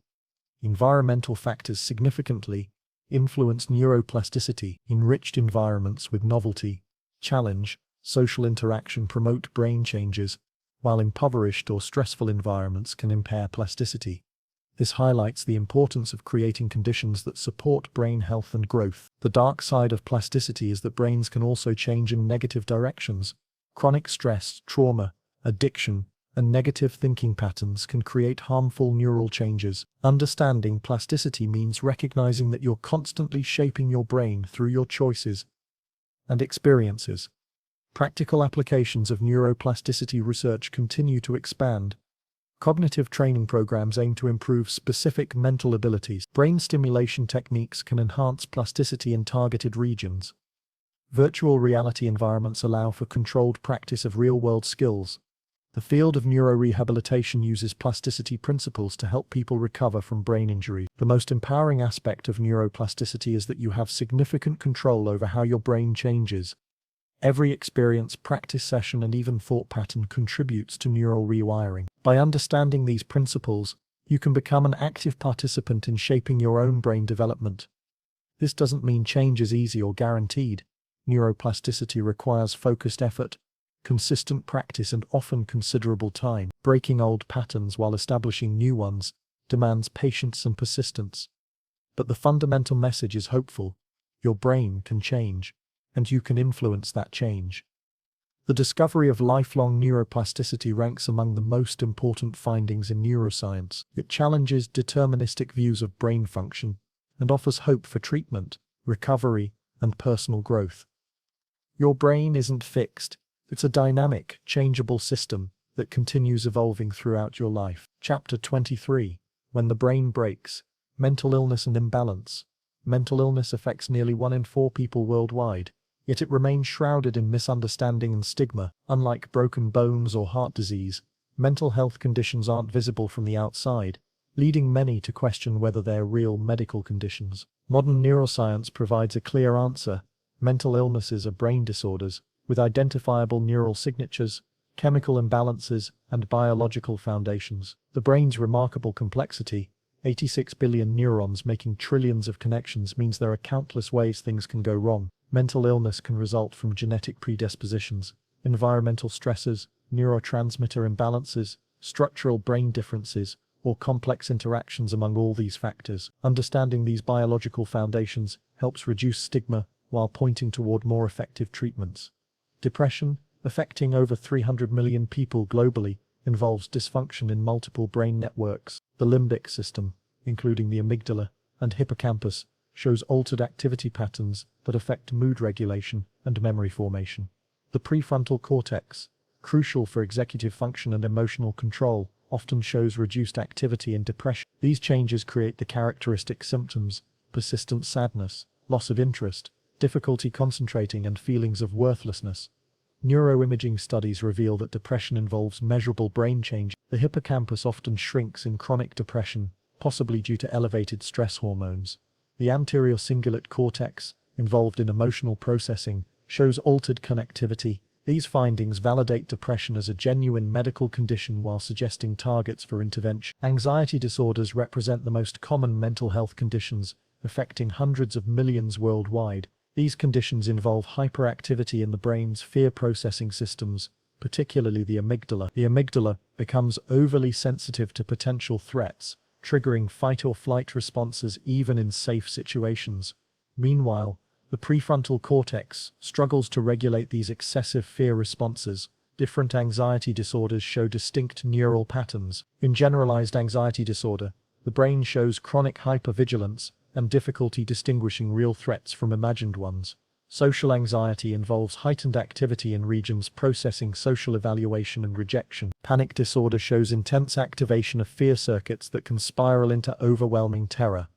Schizophrenia affects about 1% of the population and involves widespread brain abnormalities. Structural differences include enlarged ventricles and reduced gray matter in the prefrontal cortex and temporal lobes.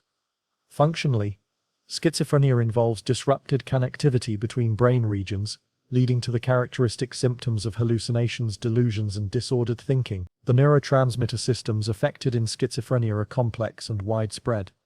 Dopamine dysregulation, particularly in the mesolimbic pathway, contributes to positive symptoms like hallucinations. GABA and glutamate imbalances affect cognitive function and may underlie negative symptoms like reduced emotional expression and motivation.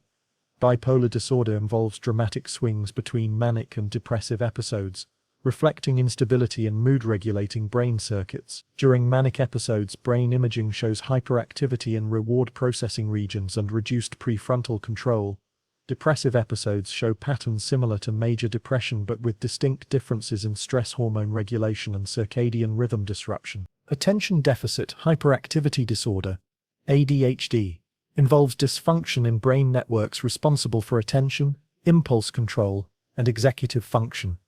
The prefrontal cortex and basal ganglia show altered activity patterns that make it difficult to maintain focus and control behavior. These differences are present from childhood and reflect genuine neurodevelopmental variations rather than moral failings or lack of discipline. Post-traumatic stress disorder, PTSD, demonstrates how extreme experiences can literally rewire the brain. Trauma exposure can cause lasting changes in the amygdala, hippocampus, and prefrontal cortex, the amygdala becomes hyper-reactive to potential threats, while the hippocampus may shrink, affecting memory processing. The prefrontal cortex struggles to regulate these fear responses, leading to intrusive memories, hypervigilance, and emotional numbing. Addiction represents a particularly clear example of how mental illness involves brain changes. Repeated drug use alters reward circuits, making the addicted brain prioritize substance use over other activities. The prefrontal cortex, responsible for decision-making and impulse control, becomes impaired. These changes persist long after substance use stops, explaining why addiction is a chronic, relapsing condition rather than a simple lack of willpower. Eating disorders involve complex interactions between brain circuits governing appetite, body image, and emotional regulation. The insula, which processes internal bodily sensations, shows altered activity that may contribute to distorted hunger and satiety signals. Reward circuits respond abnormally to food-related stimuli, while emotional regulation systems become dysregulated. The good news is that many mental health conditions respond well to treatment, and the brain's plasticity allows for healing and recovery. Psychotherapy can literally rewire brain circuits, strengthening regulatory regions while reducing hyperactivity in fear and stress systems. Medications can help restore neurotransmitter balance, providing relief from symptoms and creating space for other healing processes.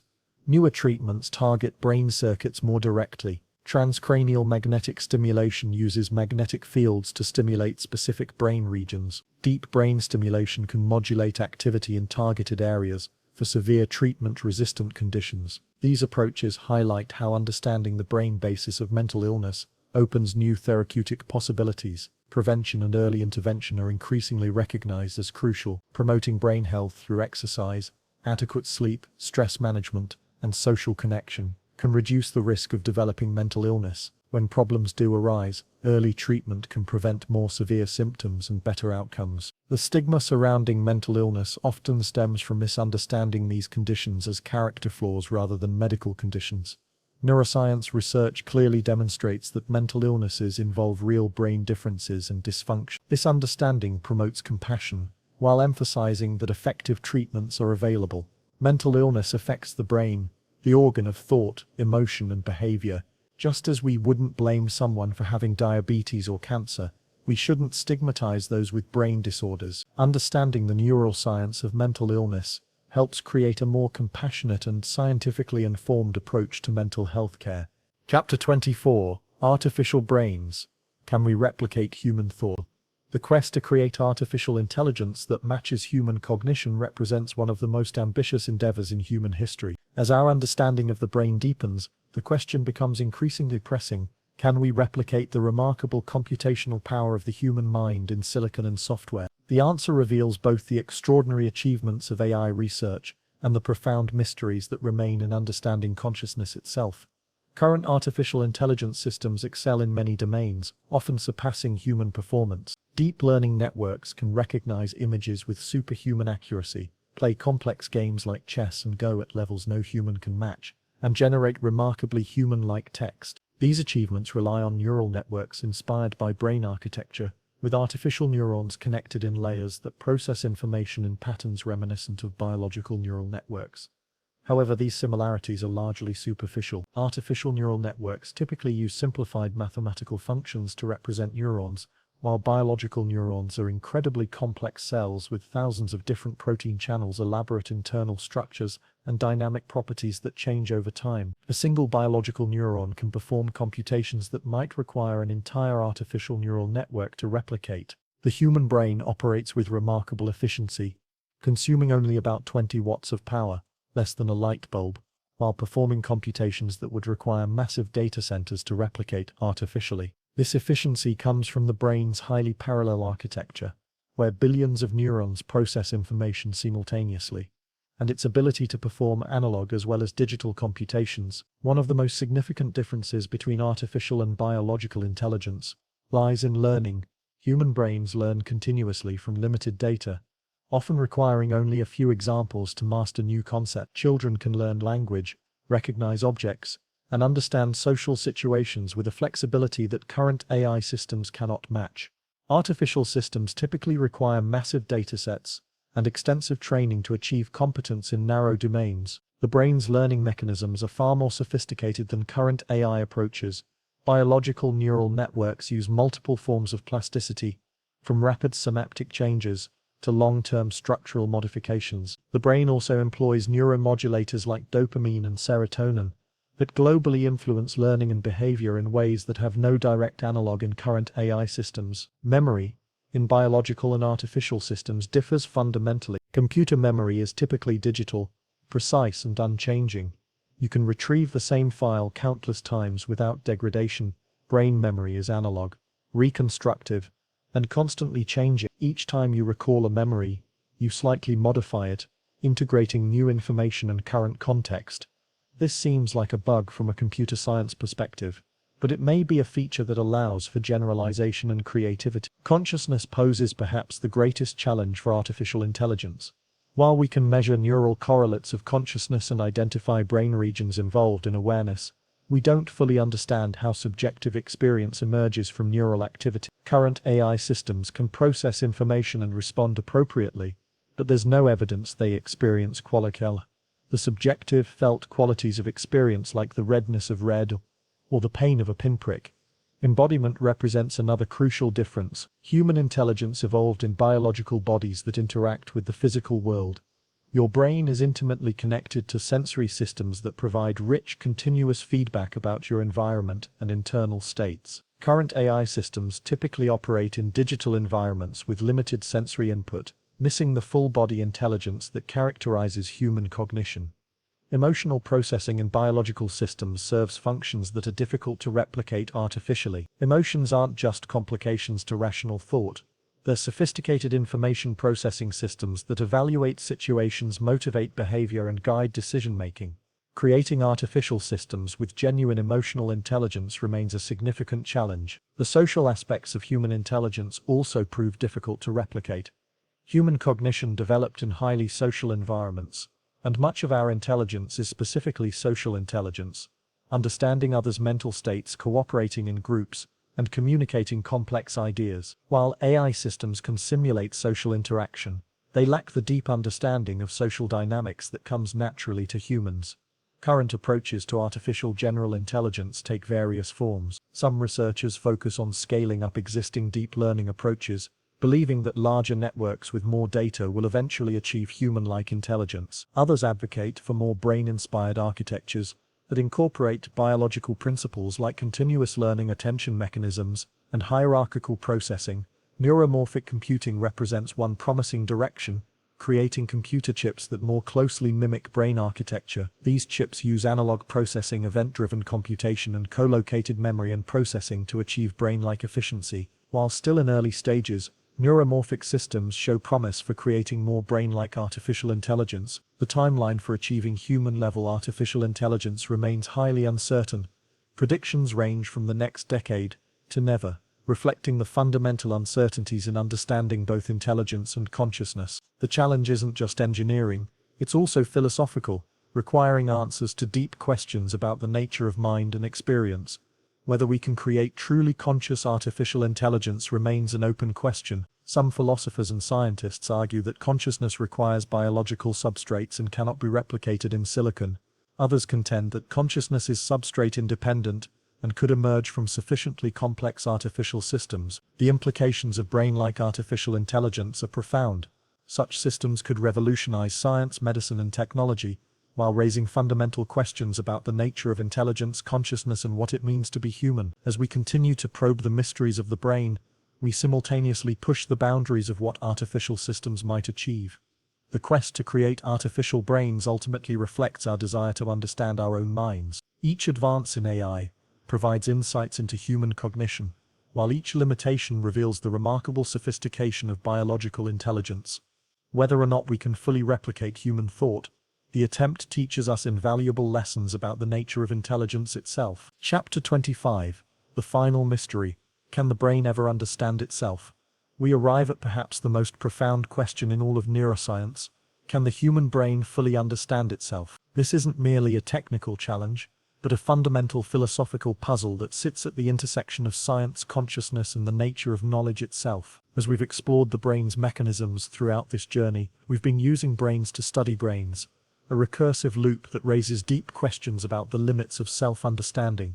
The brain represents the most complex object we know of in the universe. With its 86 billion neurons making trillions of connections, it contains more potential states than there are atoms in the observable universe.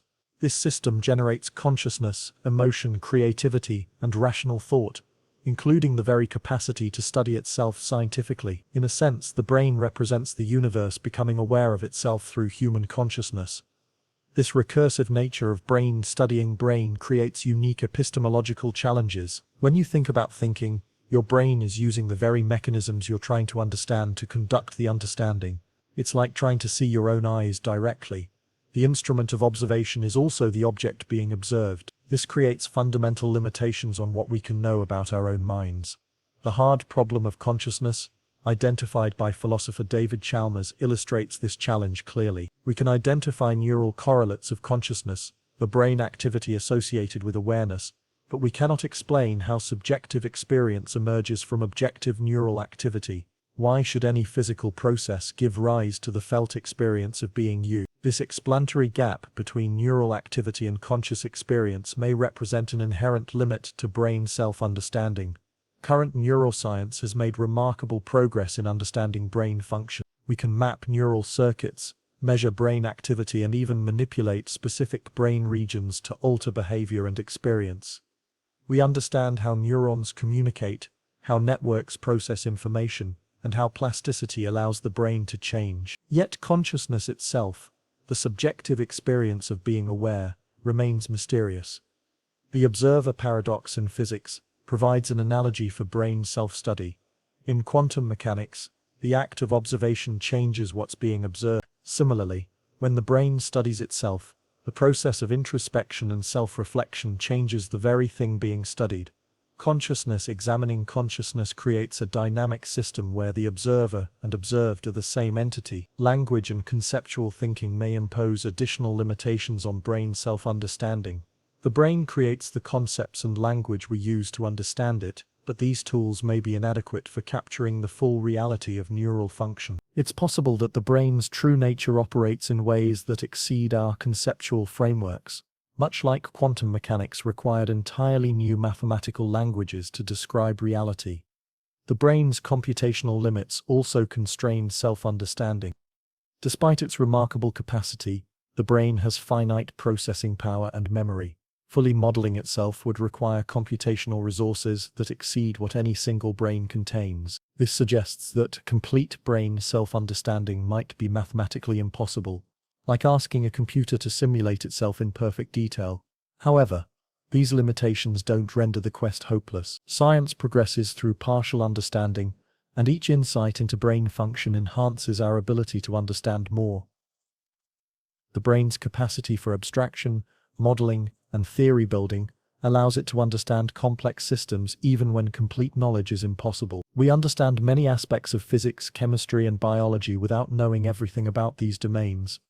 Collective intelligence offers another pathway around individual limitations. While a single brain might not fully understand itself, the collective efforts of many brains working together can achieve deeper understanding. Scientific communities, with their systems of peer review, replication, and cumulative knowledge building, represent a kind of extended cognitive system that transcends individual limitations. Technology amplifies our brain studying capabilities. Brain imaging allows us to observe neural activity in ways impossible through introspection alone. Computer models help us simulate neural processes and test hypotheses about brain function. Artificial intelligence provides alternative approaches to understanding intelligence and consciousness. These tools extend our natural cognitive abilities, potentially allowing us to transcend some inherent limitations. The brain's capacity for self-modification through neuroplasticity adds another layer of complexity. As we study the brain, we change it through the learning process. This means we're studying a moving target that's constantly evolving, based on our study of it. This dynamic quality might actually be essential to brain function. A static brain might be easier to understand, but would lack the flexibility that makes intelligence possible. Meditation and contemplative practices offer first-person approaches to brain self-study, while third-person scientific methods study the brain from the outside. Contemplative practices investigate the mind from within. These approaches might reveal aspects of consciousness and cognition that aren't accessible through external observation alone. The integration of contemplative and scientific approaches could provide more complete understanding. The question of whether the brain can understand itself also depends on what we mean by understanding. If we require complete, perfect knowledge, then perhaps not. But if we mean developing useful models, predictive theories, and practical insights, then the answer appears to be yes. Science doesn't require perfect knowledge. It advances through better approximations and deeper insights. Even if complete self-understanding remains impossible, the attempt yields tremendous value. Every insight into brain function improves our ability to treat mental illness, enhance cognitive performance, and understand human nature. The journey of discovery transforms both the knower and the known, making us more conscious of our own consciousness. The brain's attempt to understand itself represents something unprecedented in cosmic history. Matter organized in such a way that it can contemplate its own existence, whether or not this self-understanding can ever be complete. The fact that it's possible at all represents one of the universe's most remarkable achievements. Perhaps the true answer is that the brain's self-understanding is not a destination, but a process. An ongoing dialogue between mind and brain, consciousness and neuroscience, first-person experience and third-person observation. In this view, the question isn't whether the brain can ever fully understand itself, but how this self-understanding continues to evolve and deepen. The mystery of consciousness and the limits of self-knowledge keep the scientific adventure alive. Each answer generates new questions. Each insight reveals new mysteries. The brain studying itself embodies the endless curiosity and wonder that drive human inquiry, qualities that may be more important than any final answers we might achieve. In the end, perhaps the brain's greatest achievement isn't understanding itself completely, but developing the capacity to ask the question at all. The fact that matter can organize itself into patterns capable of self-reflection and self-study represents a profound mystery and an extraordinary accomplishment. Whether or not the brain can ever fully understand itself, the attempt reveals the remarkable nature of consciousness and the profound mystery of existence itself.